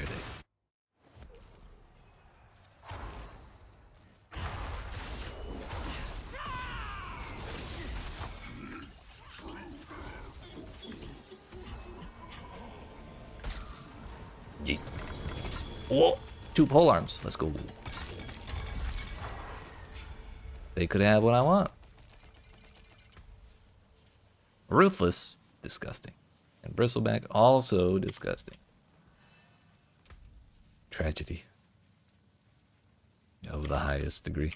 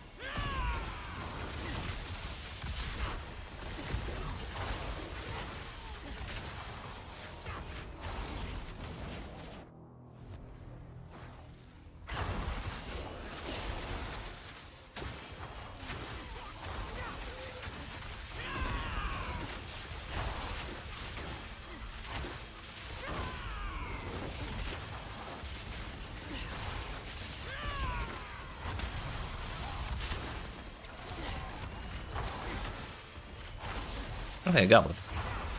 Gimme, gimme. The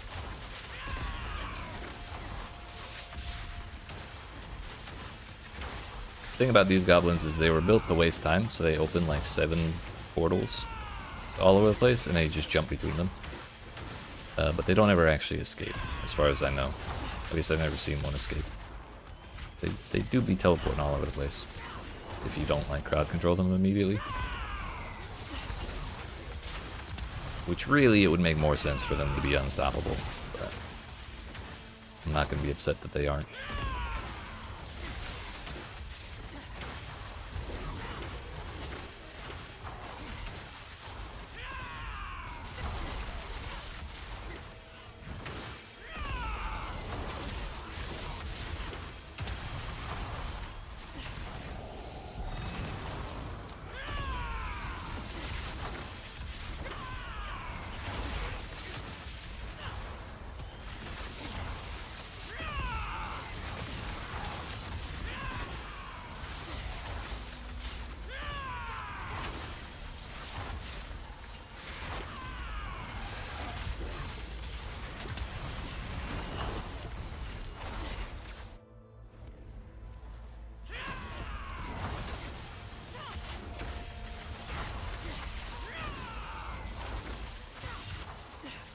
Let me out of here.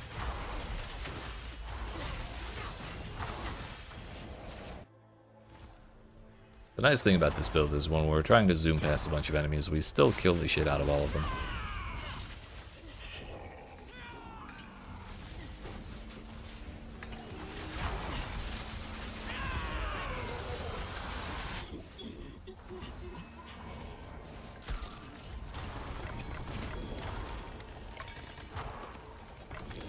fun thing is that when you do get a treasure goblin in the Undercity, they're extra chests you get after killing the boss drops tributes, which can also make you sustain the ones that you're running. So we actually gained 2 Titan tributes out of this one.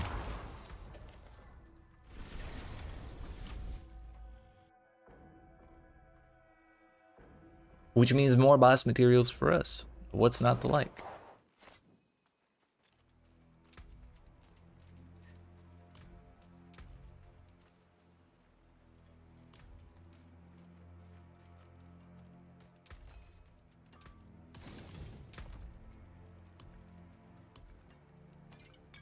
Another stack there. It's 4, 8, 12. 16. In 2 more stacks, we'll have 25.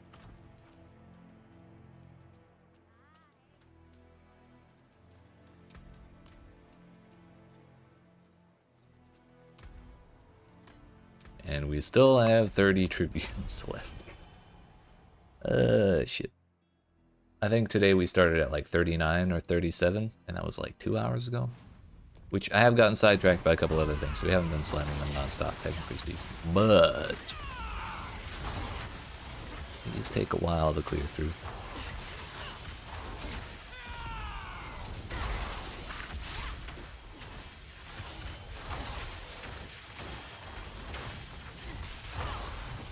The other really nice thing about Tributes of Titans in particular is that they drop from killing bosses. So you run Tributes of Titans to get boss materials. Go kill bosses that get you Tributes of Titans. So it's nice. It's like a nice little symbiotic ping-pong relationship they got there. Which I can't say is exactly the case for any of the other kinds. The other kinds of Tributes, I think, have a little bit too low of a drop rate from their respective activities.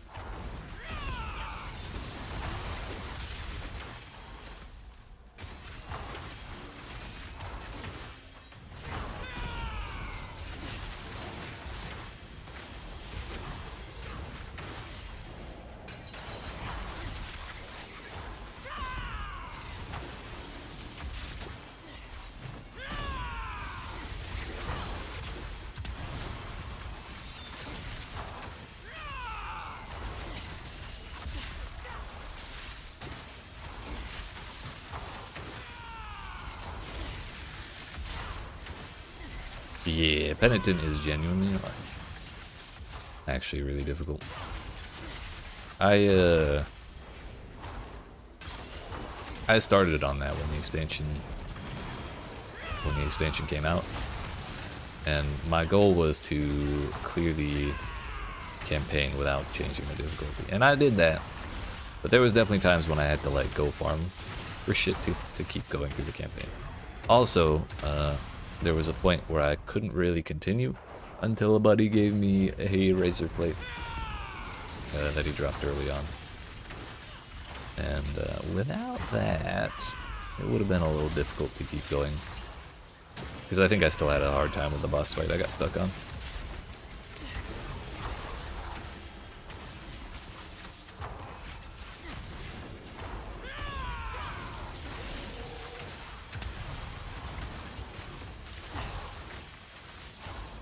Nothing wrong with a little trading in a trading farming game. Yeah. I like to play Diablo 4 a little more solo self-bound than like Path of Exile or Last Epoch or anything else, but I definitely don't mind trading around friends.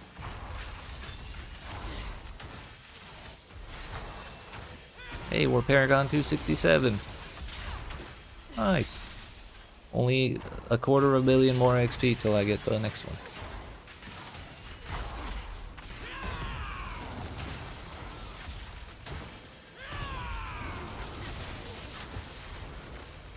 Alright, we maxed out the bar. I was not paying attention, I was just having fun killing stuff. Also, where is that point gonna go? Dodge chance.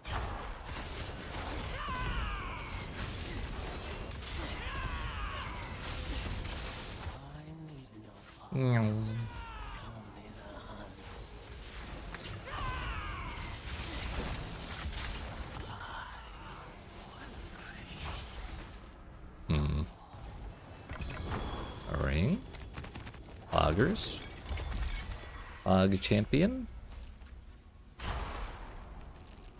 What is it? Infestation with a minimum roll. Hello.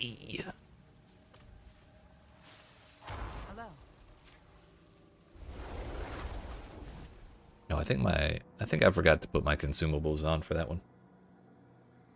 Bruh. Oh no, my incense wore off. That's what happened.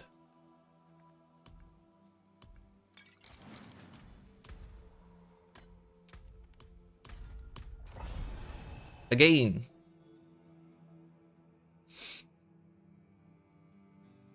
I don't know, after playing this build, I'm wondering if I should rework the centipede build before making a guide about it. Hey, what's up, Relaxed?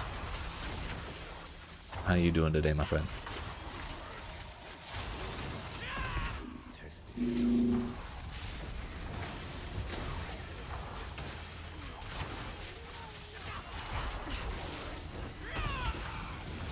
Maybe we do the Eagle guide before the Centipede guide, because the Centipede guide, the Centipede character might need a little more work.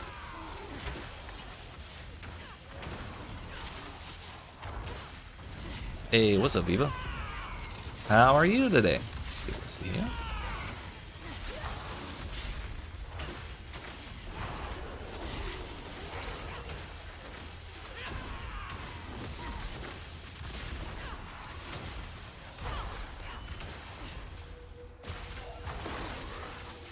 Just checking in sure, made sure to hit the like. Oh, hell yeah. I appreciate that.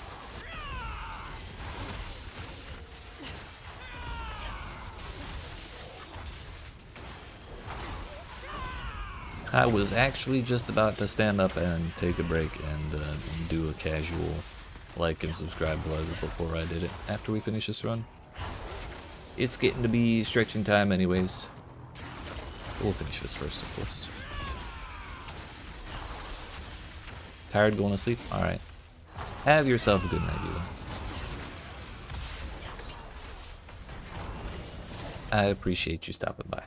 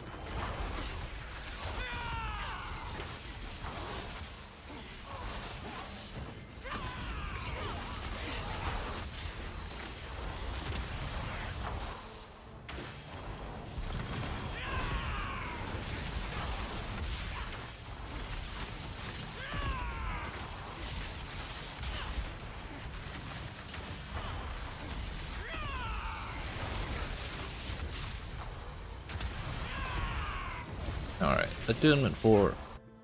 We move on. Again, the most linear path known to man. No shortcuts allowed, I suppose.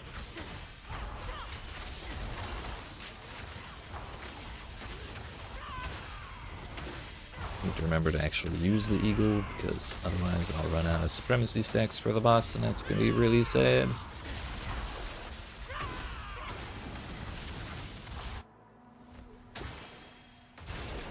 I keep forgetting that Abulan has like if you get him after the shitstorm starts swirling around, he tends to have a phase where he's not allowed to die, so he sticks on like 3% health for like no reason, and then he falls over. Anywho, my friends, it has been approximately 2 hours. So I need to get up and stretch my legs. But I appreciate y'all watching. Hope you're enjoying. If you are not already, make sure you smack the like button and the subscribe button if you're watching on YouTube. If you're watching on Twitch, make sure you hit the follow button. And when we return, believe it or not, we're going to do more Undercity. Because we don't have nearly enough boss materials. So, I'll be back.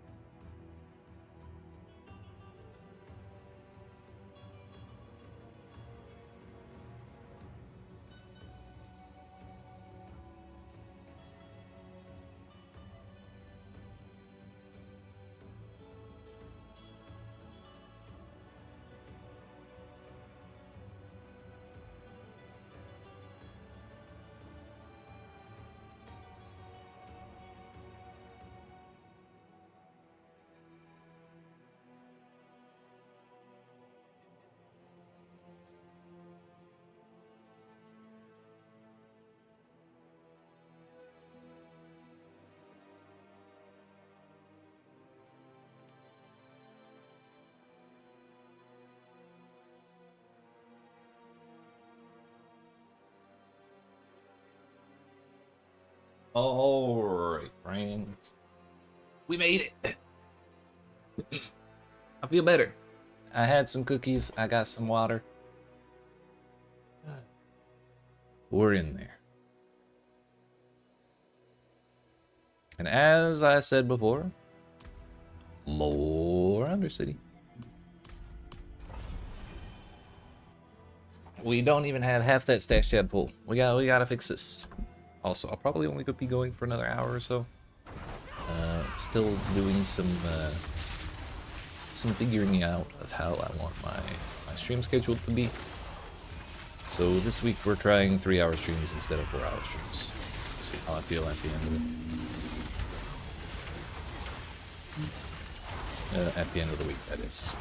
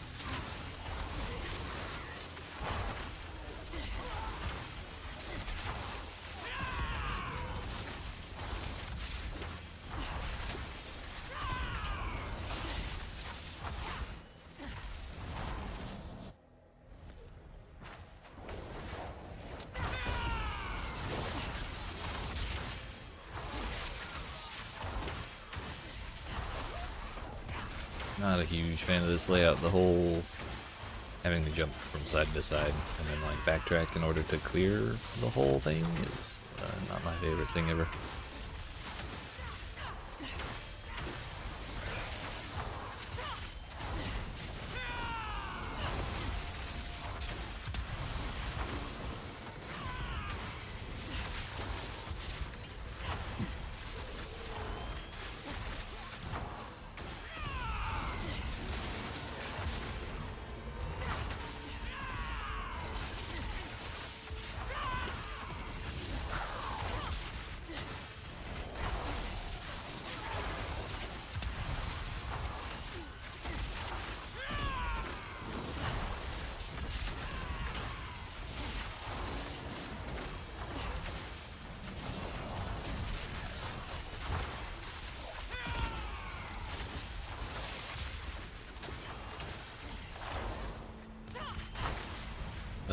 Sorry, I just saw that. Can you give Mercenaries gear in this like in D2 and D3? No.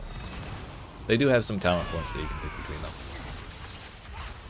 And that's like the closest thing you can do. I'm sorry, the one you have following you around all the time you can pick talent points for. The other one you can just pick one ability you want to use, that you want them to use. Like at different times during combat.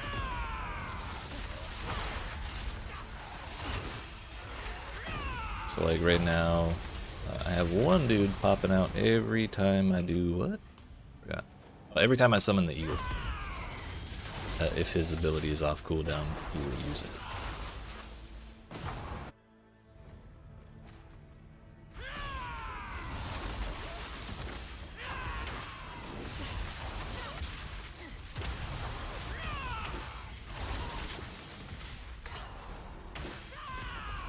Honestly, I think Rahir is like one of the best.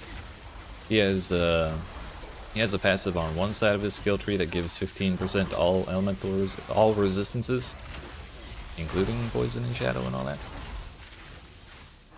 On the other side, like if your resistances are totally capped and everything, on the other side he has 15% to armor, which is just really nice for letting your or for easing up pressure on your gear while still hitting your caps. I'm a huge fan, but thankfully we don't really need to worry about that with this character. So we're using Subo.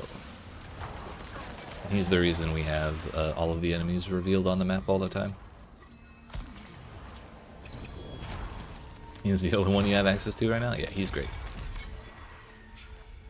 On both of my other characters, I still use him. Speaking of, I have 20 levels of Subo rewards to claim.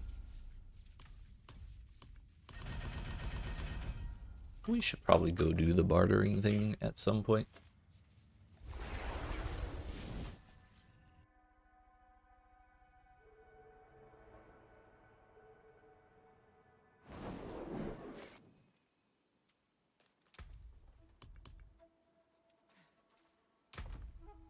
A full stack of living steel, you say?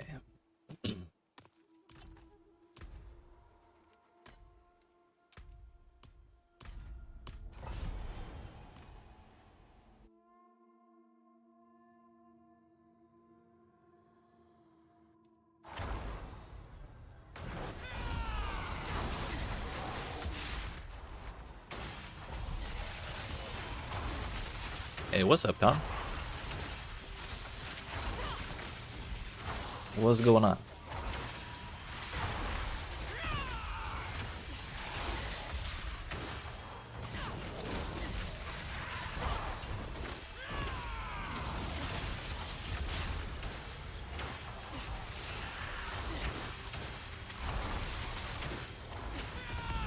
Lady Evade one too, but not the version you're doing. Yeah, I saw, I think Rob was talking about it, like some return of the evade canceling build where you're just zooming all over the place, and like the new version has like ice explosions going on or something all the time.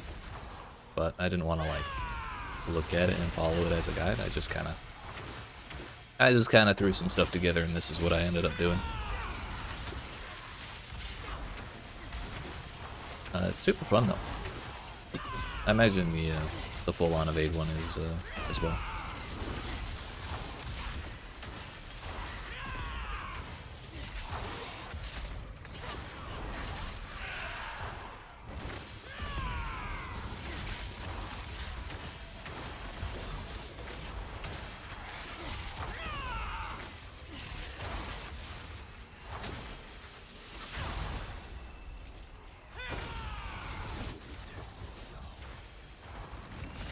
I just like being able to jump around and make the eagle do half my dirty work for me. What can I say? Oh, you play Quill Volley and Evade? Gotcha. I think I'm gonna do a Jaguar build at some point. Probably in the next week or two. But then when I feel comfy with that one, I'll probably do an extra Spiritborn build that is just Quill Volley. Just to see how, see what all the rage is.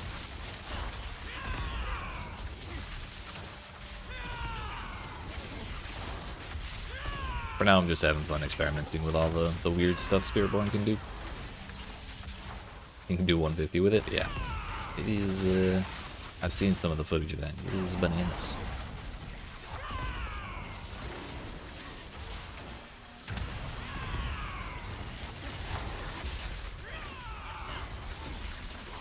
And like, if I ever want to hit Paragon 300, I might just have to do that to get it in any reasonable amount of time. I got Path of Exile 2 coming out in December. I can't be dilly-dallying too much if I want to get there before then.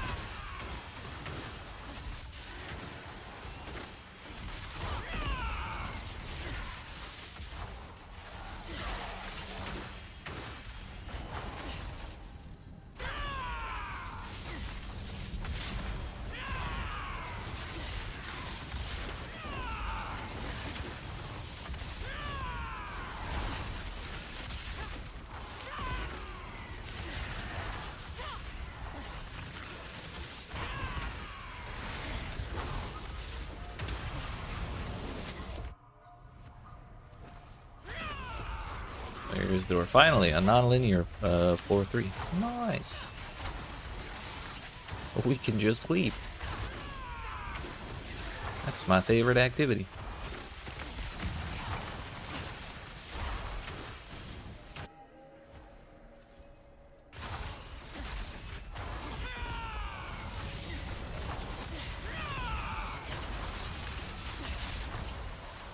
So much good I would have done. So much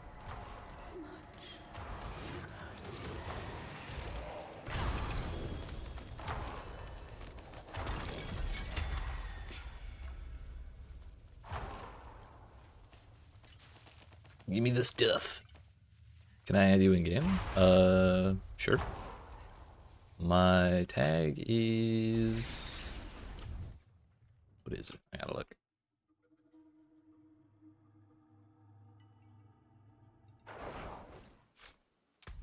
Here, I'll just give you mine.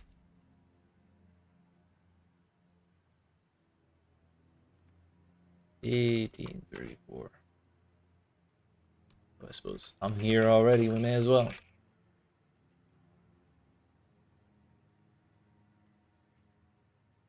There you go.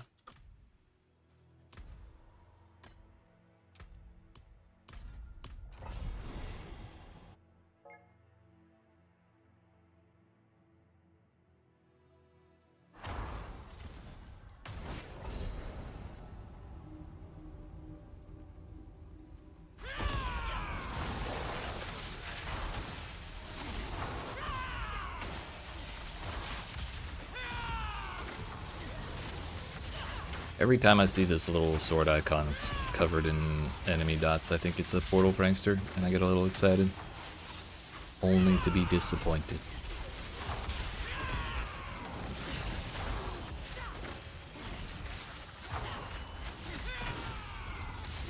Oh, we didn't start that. I thought we'd already killed everything.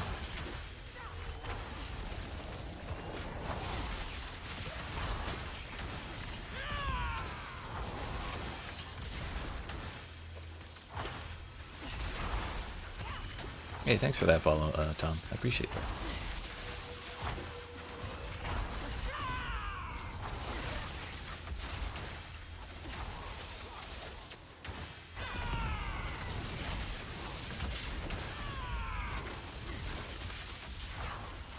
I am a strong believer in the belief that damage resistance auras should have less range than they currently do. The fact that that was affecting the pack from the shrine, from the prospect, the little canal thing, is not my favorite thing ever. Oh, Diablo has an update? Oh shit. I'll download it when I turn the game off.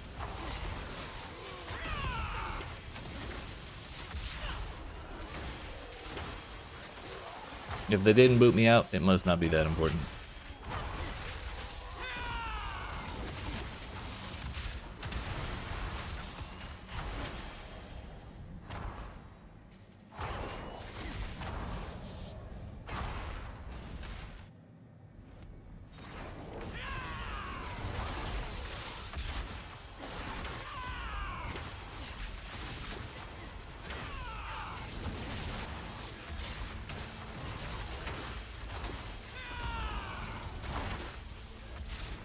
All the shrines are on the top side. Means all the time dudes must be over here.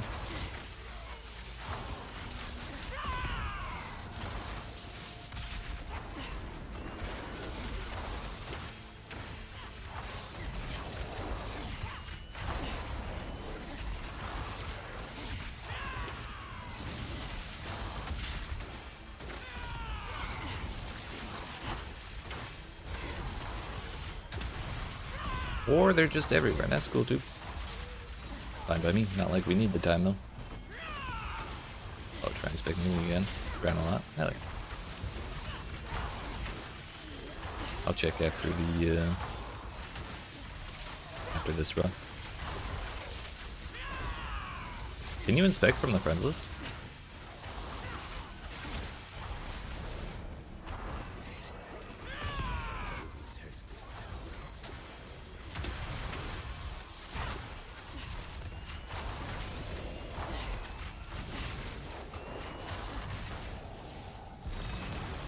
Damn, I didn't know that.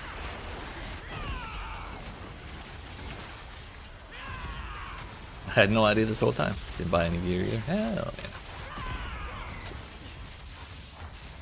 The solo self-found way. Nice.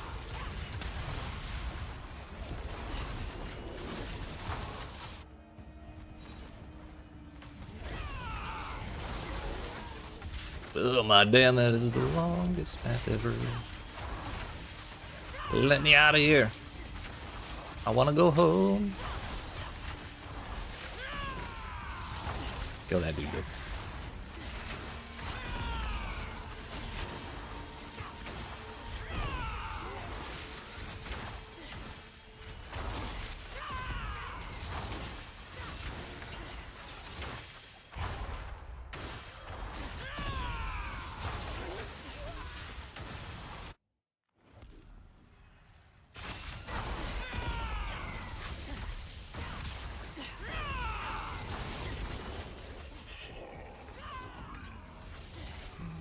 That'll do.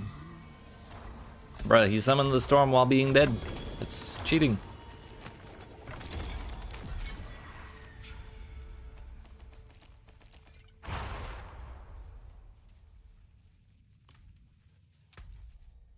Alright, let's see here.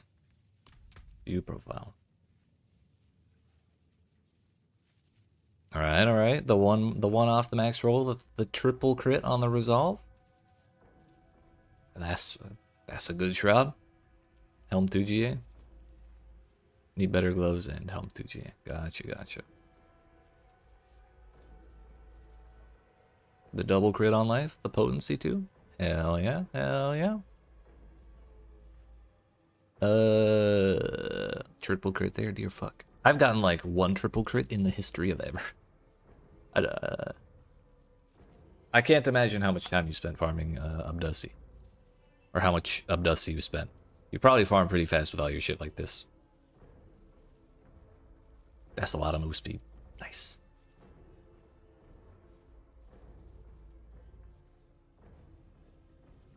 Is there a reason you have the +3 to basic skills here?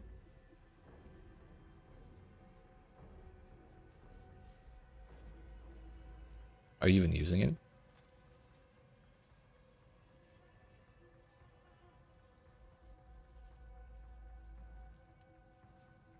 Max roll ferocity. Nice, nice. Sheesh.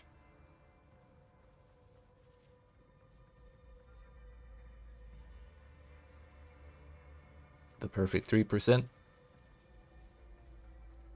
And you said you farmed all this? Not sure why you need it, but guide says so. Gotcha. I'm sure there's a good reason then. Just trying to think what it might be.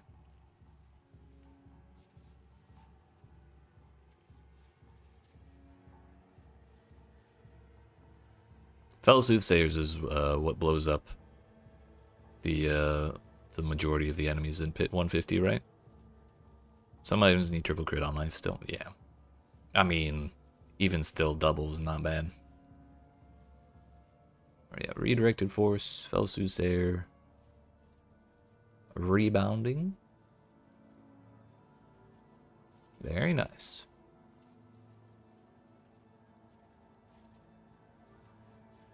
Ah, gotcha. Plains power. That's some good shit. Oh, and you're Paragon 293. It's getting real close.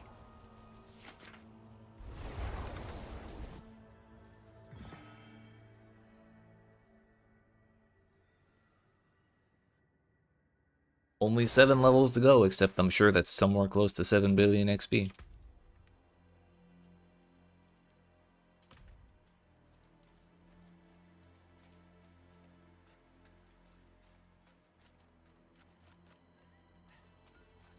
Come in, I don't bite.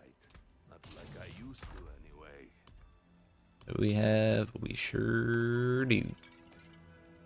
Put that right there. We're getting closer.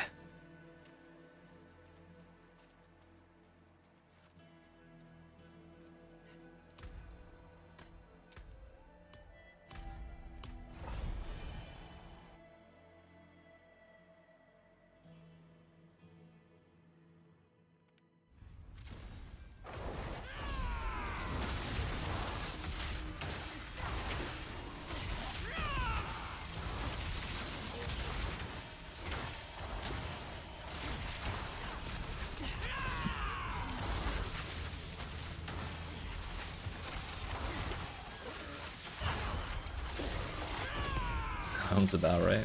Yeah. Paragon 300 is kinda crazy. Oh yeah, Goblin. Have you actually cleared any 150s yet? I'm curious to know how much XP they give just for the clear.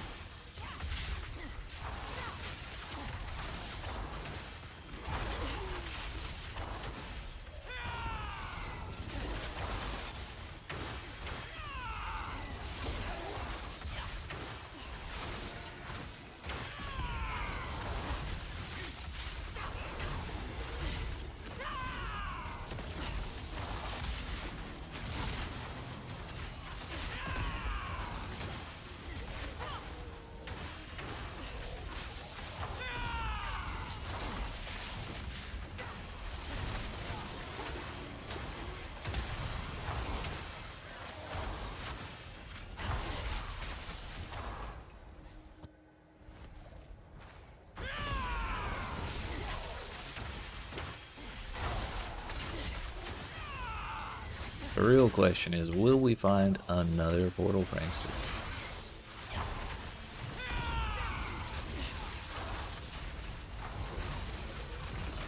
And doing 150 is more for the achievement, but 1-1 better. It's got 12 million XP per run, like including the things you kill, or just from the bonus.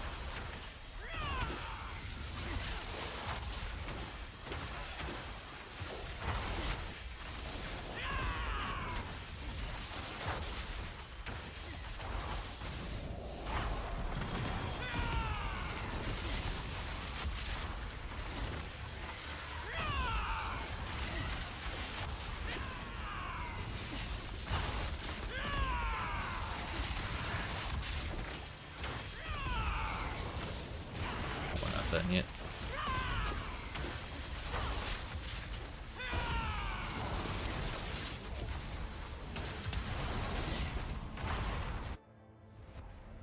All together, gotcha. That's actually a lot closer to what I was earning at tier 70 than I was expecting it would be. Kind of thought doing much higher pit runs would, like way more XP than that. So maybe it's not such a horrible idea for me to grind on these builds. Granted, a resolve stacking Quill Volley would probably be faster at any rate.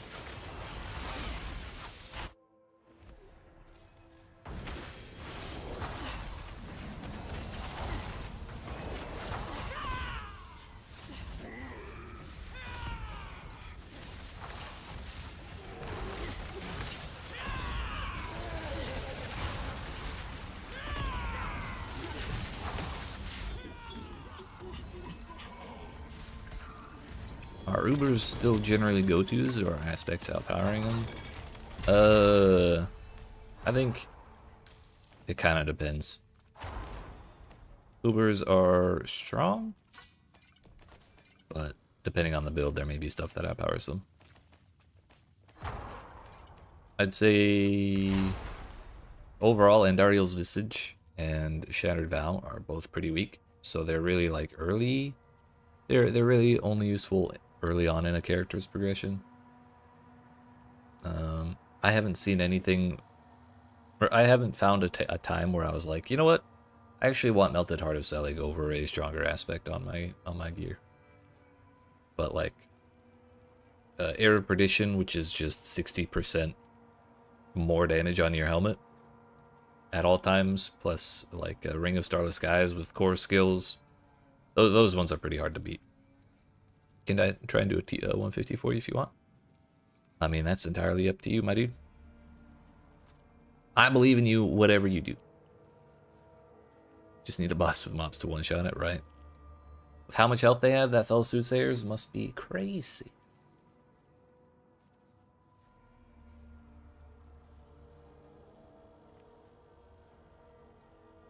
Some people have been asking how to use Nessikim the Herald, which is basically every 5 seconds you randomly mark a nearby enemy. Marked enemies are vulnerable, and your attacks against them are guaranteed to crit and overpower. Hitting a marked enemy 10 times clears the mark from them. So it's like really strong on the marked enemy, which certainly means bossing. But like, it also only lasts for 10 hits every 5 seconds, so I'm not sure there's a build that like is slow enough to not ever take advantage, or to like not ever.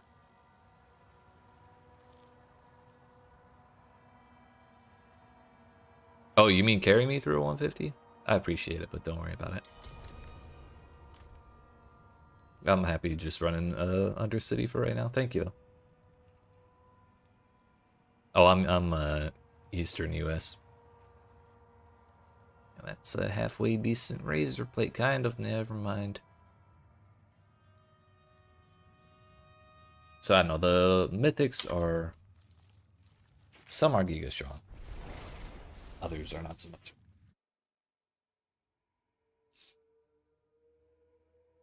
The chest I'm using on the centipede, oh no, I'm using it here. Shroud of False Death gives +1 to all passives. And frankly, that in its own is like another one of the really hard to beat ones, because we just have everything. And the things we like, we have 1 extra level in them for free. What's not to like?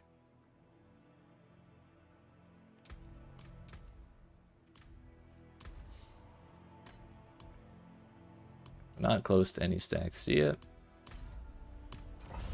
We go again.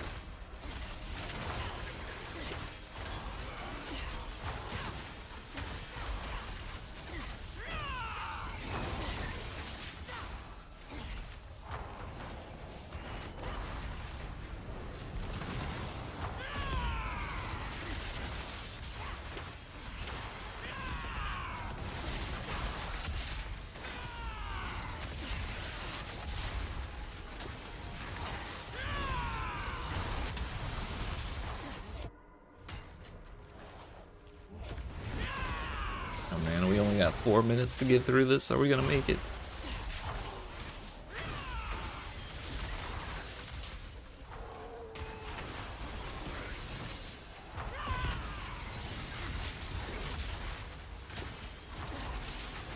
One more shrine should do it, then we can leave. Okay, bye.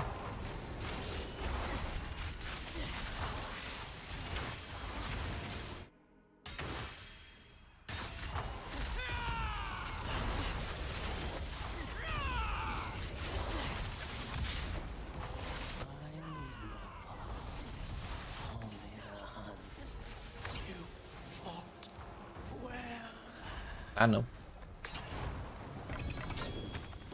Still can't believe she can be damaged during her little lock-in animation.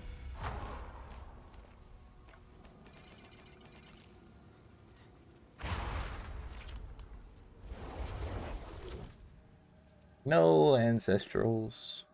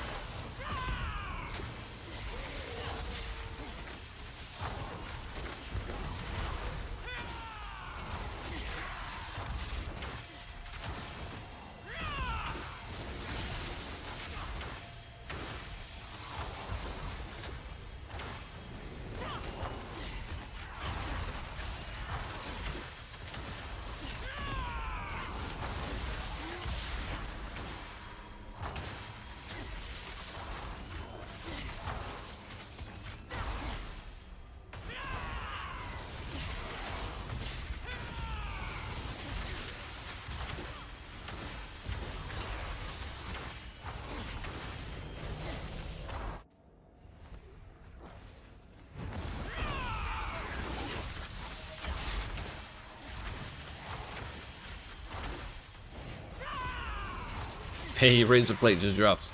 Let's go. Yeah, it's practically telling you to go play monkey.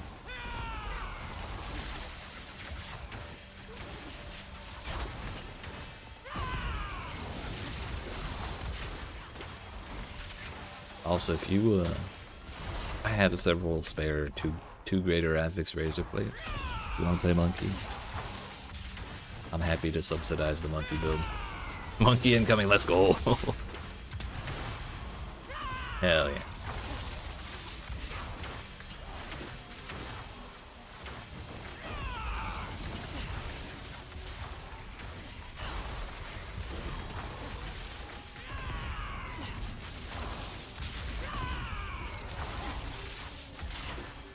Well, you won't be able to put it on until level 60, but yeah. It should be good to have on hand. And if you're doing monkey anyway, I genuinely don't need them. I was just saving them when I found them.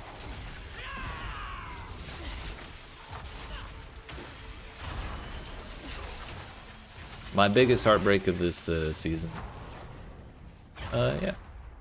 Actually, if you want to just add me, and then after this run, I'll trade with you. My biggest heartbreak of this season, though, is that Razor Plate drops from Lord Zur, but for Spiritborn, so does another chess piece called Jason's Shell. And so I was running Lord Zur hoping for a 4 greater affix razor plate and a 4 greater affix chest piece drop, and it was Jason Shell. I was I can't think of a strong enough word to convey my negative emotions in that moment. Heartbroken just doesn't do it. Also today I learned if you finish a shrine and then leave the zone before the little things go to your progress bar, you still get the progress. Yeah, it's okay. We'll farm him. We'll farm him again. He'll give it to me at some point.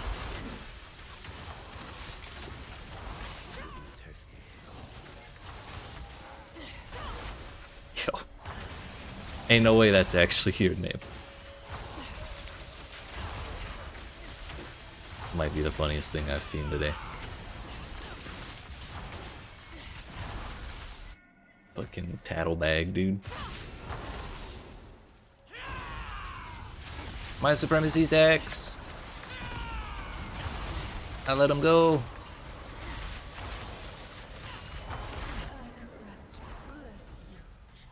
Friends.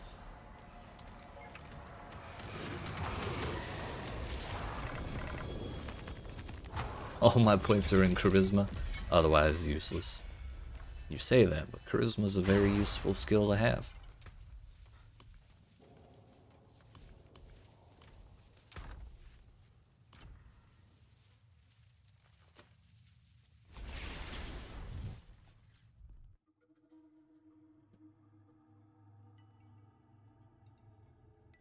Might not be quite as effective as infinite wealth, but you know what?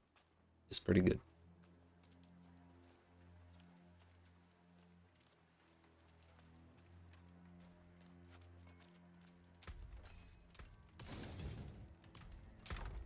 Alright. There's that one, 2245, 2232. Yeah, this one. It's got a shitty roll on its power, but it has the highest base thorns.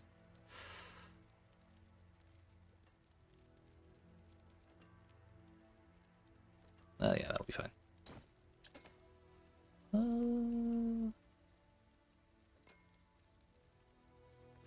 This one's not ideal, because you'd want the double damage from basic skills, but good enough.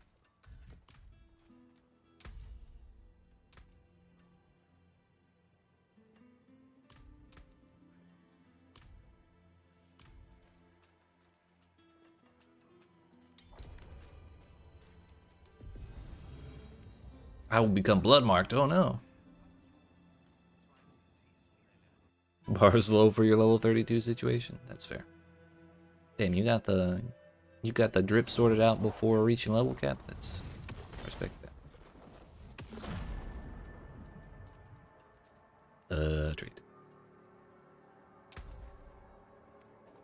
Oh shit. Ugh.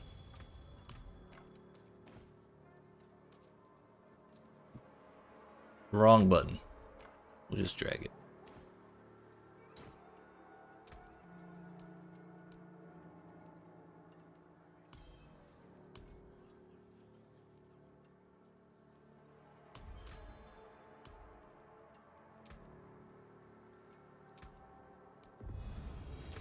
Hell yeah.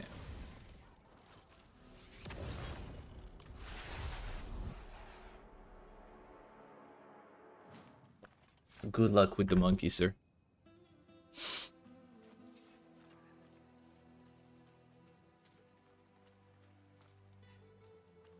Hell yeah. I hope you enjoy it.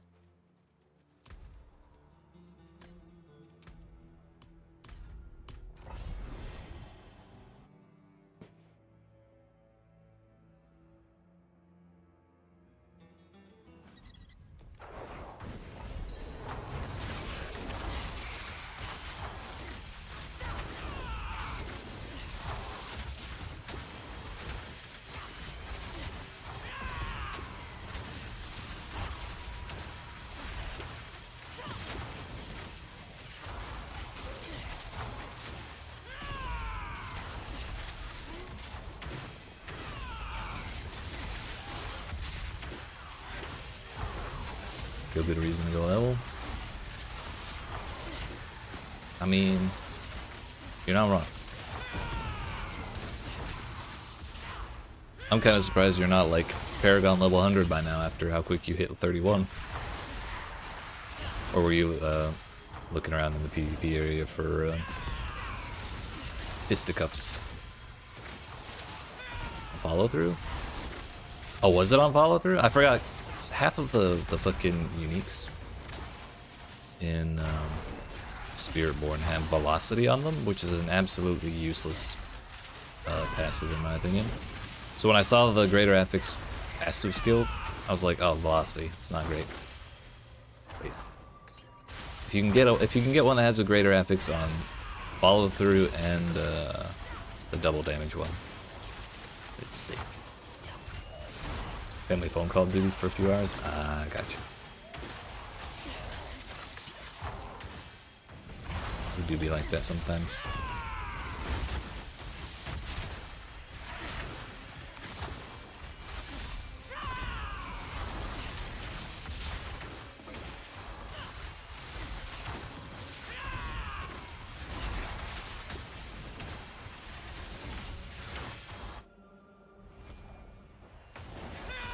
You mean to tell me we cleared attunement 1 on floor 1? That's crazy.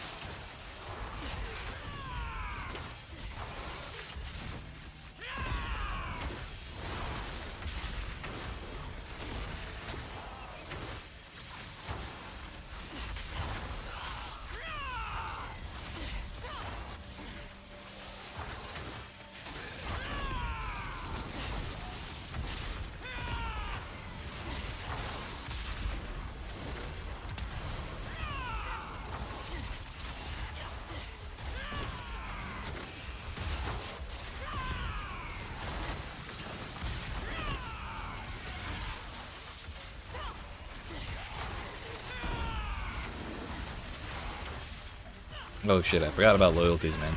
But honestly, A, you can make do without that one for a while, and B, it's not that hard to get. It's like Grigwar, he's the one who drops it. Or you can just gamble for it. Turns out to drop pretty often from that.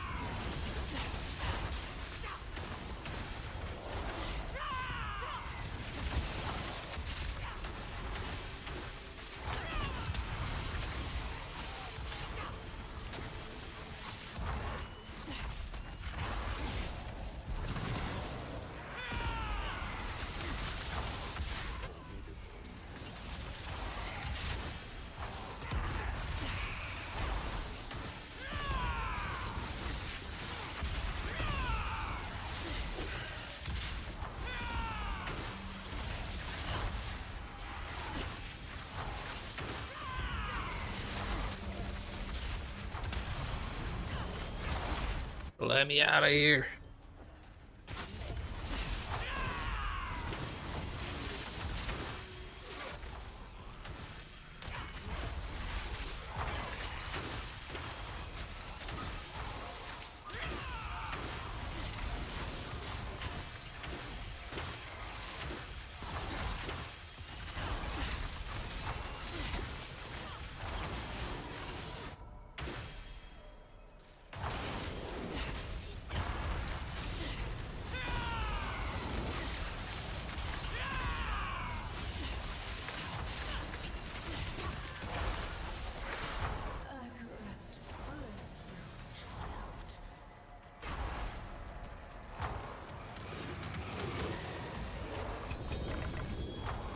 Bro, where are my ancestrals? I need them.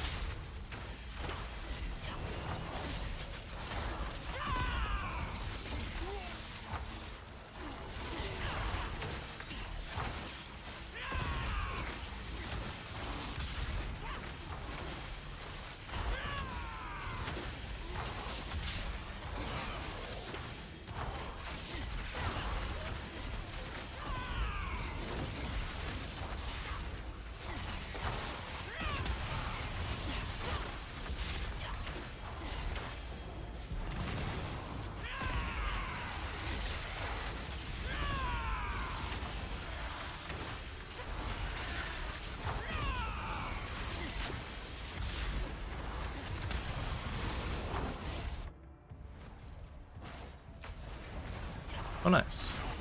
It's not linear.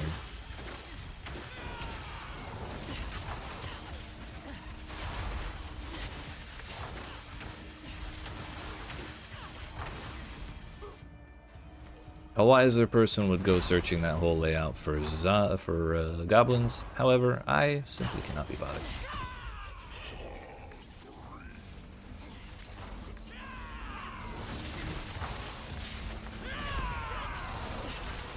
He's not allowed to die right after summoning the swarm for some reason, or the storm. But once again, no ancestrals. But a bunch of mats. It's almost another stack of Arshan.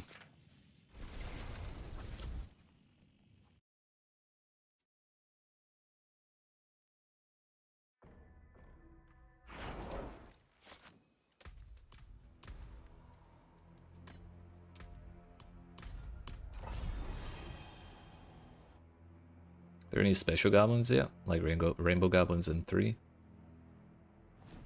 Oh no. I'm here to answer questions. Please feel free to ask them anytime. No, there are no special. Well, there's no special goblins quite as special as the rainbow goblins. There are different goblins in different places though. So like in the overworld and dungeons and like hell tides and stuff, there's just normal treasure goblins. But then if you do the season mechanic, which is the realm walkers. And then there's like a little place called a seething realm after one of those dies. If you go in there, there's like a weird kind of treasure goblin that basically doesn't drop anything at all. Not really sure what the purpose of that is. And then in the Undercity, there's the portal pranksters we've run into a couple times, where instead of trying to get away, they just open a bunch of portals and jump between them. Or waste your time while you're in the time trial of this place. But if you kill them, you get, instead of like a normal loot drop from the thing, you get an extra treasure chest if you kill the boss at the end. But as far as different goblins go, that's all there is right now.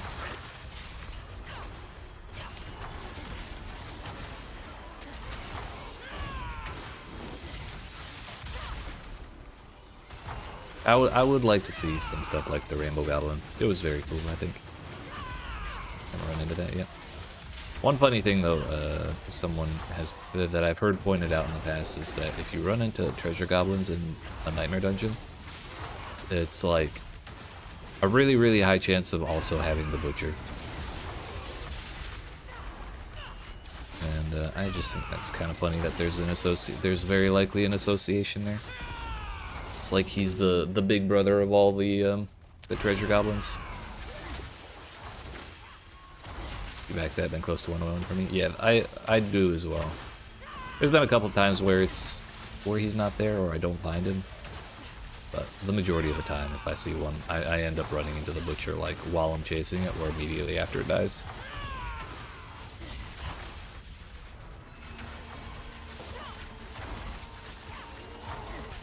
Which I also just think is kind of funny from like it's like the goblin is the bait, and then we chase after the goblin only to get chased after by the butcher.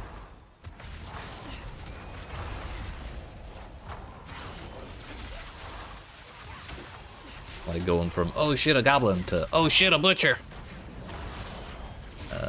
When you're not strong enough to dunk on him, it's pretty funny, I think.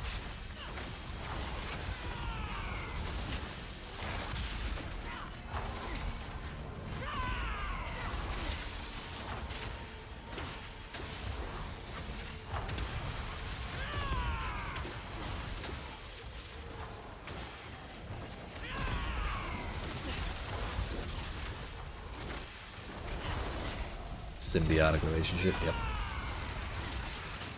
It was all a scheme to get food for the butcher.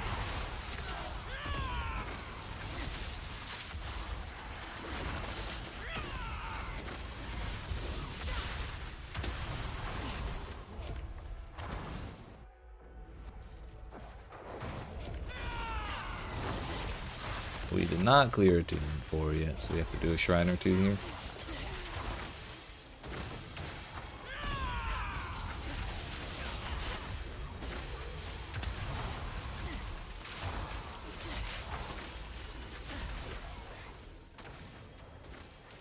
Where the hell's the exit?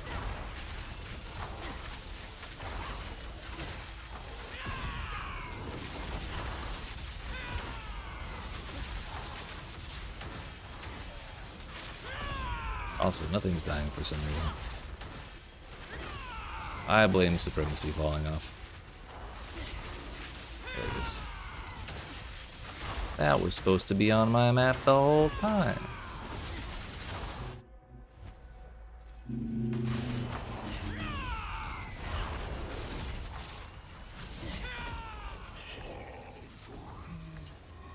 It's decent, I guess.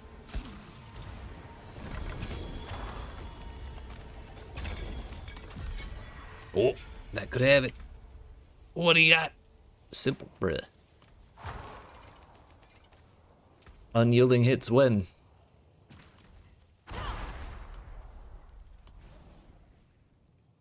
That's that.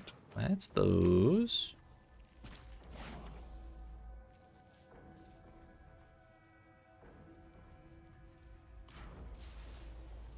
Gotta go turn in this box.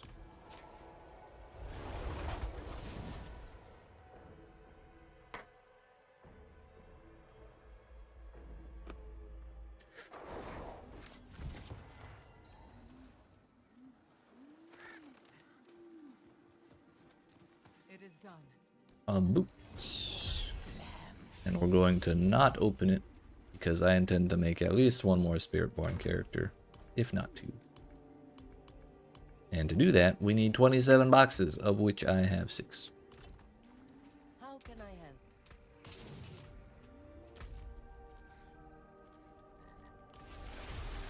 But I believe we're going to do one more Tribute of Titans and then call it a day for today. But have no fear. My stream schedule is every day from Wednesday to Sunday, starting at 2 p.m. Eastern Standard Time. Did I see Cooley's power leveling in 25 seconds video? I think it was mainly for boxes. I saw Woody Joe. I saw the video where Woody Joe leveled a character from 1 to 60, and he took 27 boxes. And that's how I leveled this character and how I leveled my second Spiritborn. And I'll be honest, I made a power level 1 to 60 in 60 seconds video doing that, so I saw that one too. But I also made it, so I'm slightly biased.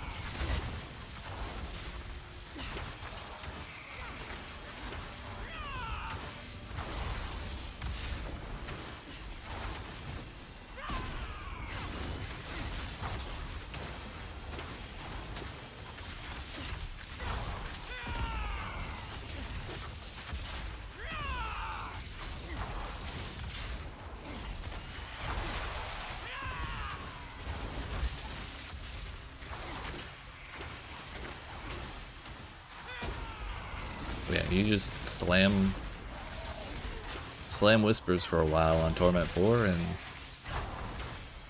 you have yourself a level 60. Alts on demand. And I honestly hope they never change that because it's awesome.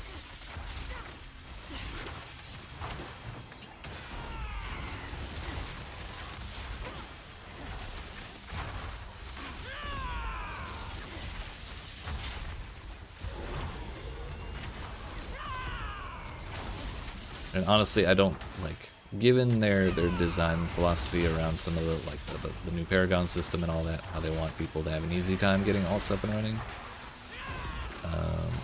I believe it's likely they'll leave it the way it is.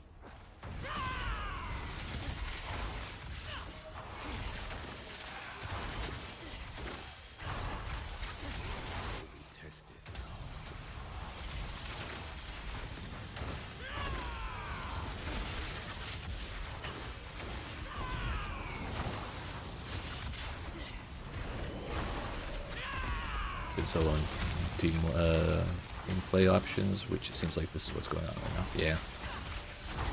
When I published the level 1 to 60 in 60 seconds video, I had like 5 people comment. You could do that, or you could just go have a friend carry you through some tier 120, like 5 tier 110 pits, and be there in like 2 minutes. Like, bruh, that's not the point. But then when I added solo to the title, those comments slowed down.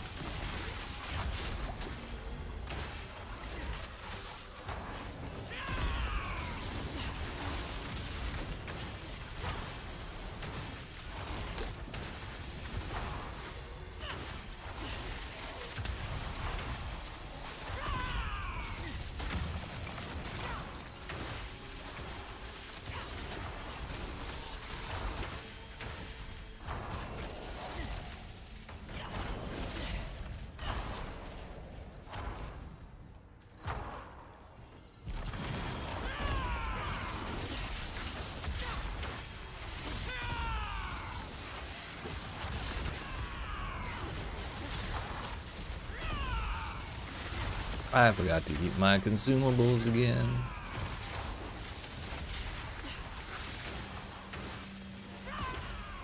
Love Diablo games, but there's always a portion of people who forget that it's a game and only see one way of doing anything right. Honestly, half the reason I feel nervous making build guides is because I don't like playing like the strongest shit. Which is why we're not playing Quill Volley right now.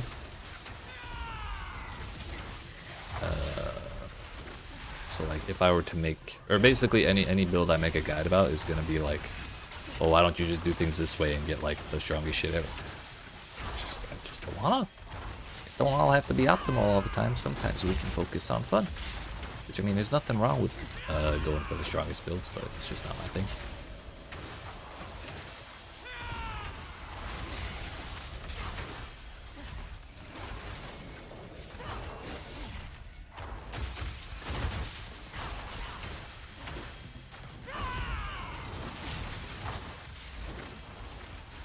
But that's just how it goes sometimes.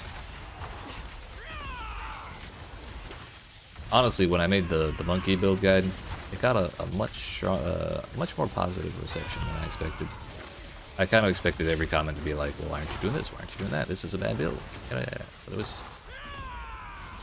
there was actually more positive comments than negative ones, so I was actually very encouraged by that.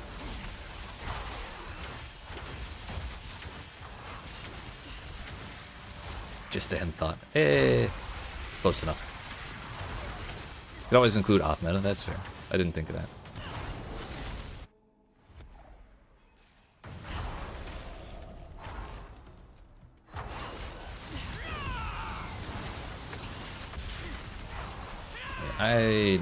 Particularly in the 3rd level, I have to be better about keeping Supremacy going. Supremacy is a buff we get every time we summon the bird and kill stuff while it's active, or like when it finishes, we get 5 stacks of it. And it just gives us a shitload of damage. So if we let that fall off, it's a real problem. Stole that from D2R and PoE creators. Valid. Honestly, I can't think of a single build guide I've seen that said that. So you could have taken credit for it. I never would have doubted you for a second.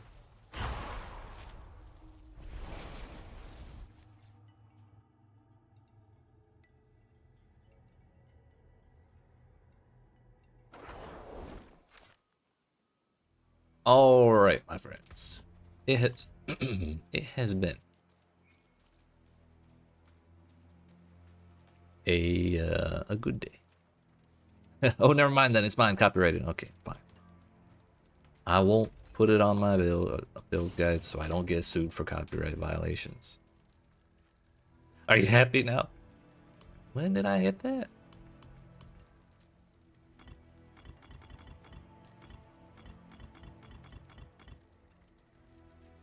Thanks for the help. Hell yeah, thanks for hanging out. And feel free to let me know if you have any questions with the monkey build or, you know, anything else. But I appreciate y'all watching. Hope you enjoyed. If you didn't even know already, and you're watching on YouTube, make sure you smack the like button and the subscribe button. If you're watching on Twitch, make sure you hit the follow button. And come see me tomorrow at 2 p.m. Eastern Standard Time. Eastern US time, if that's easier for you. And we'll be going again. I'll probably just slam all these boss materials. I could spend more time running for more, but also this is already gonna be like several hours of bossing, so we'll see how many mythic uniques we get out of those tomorrow. But have yourselves a good night, and I'll see you then.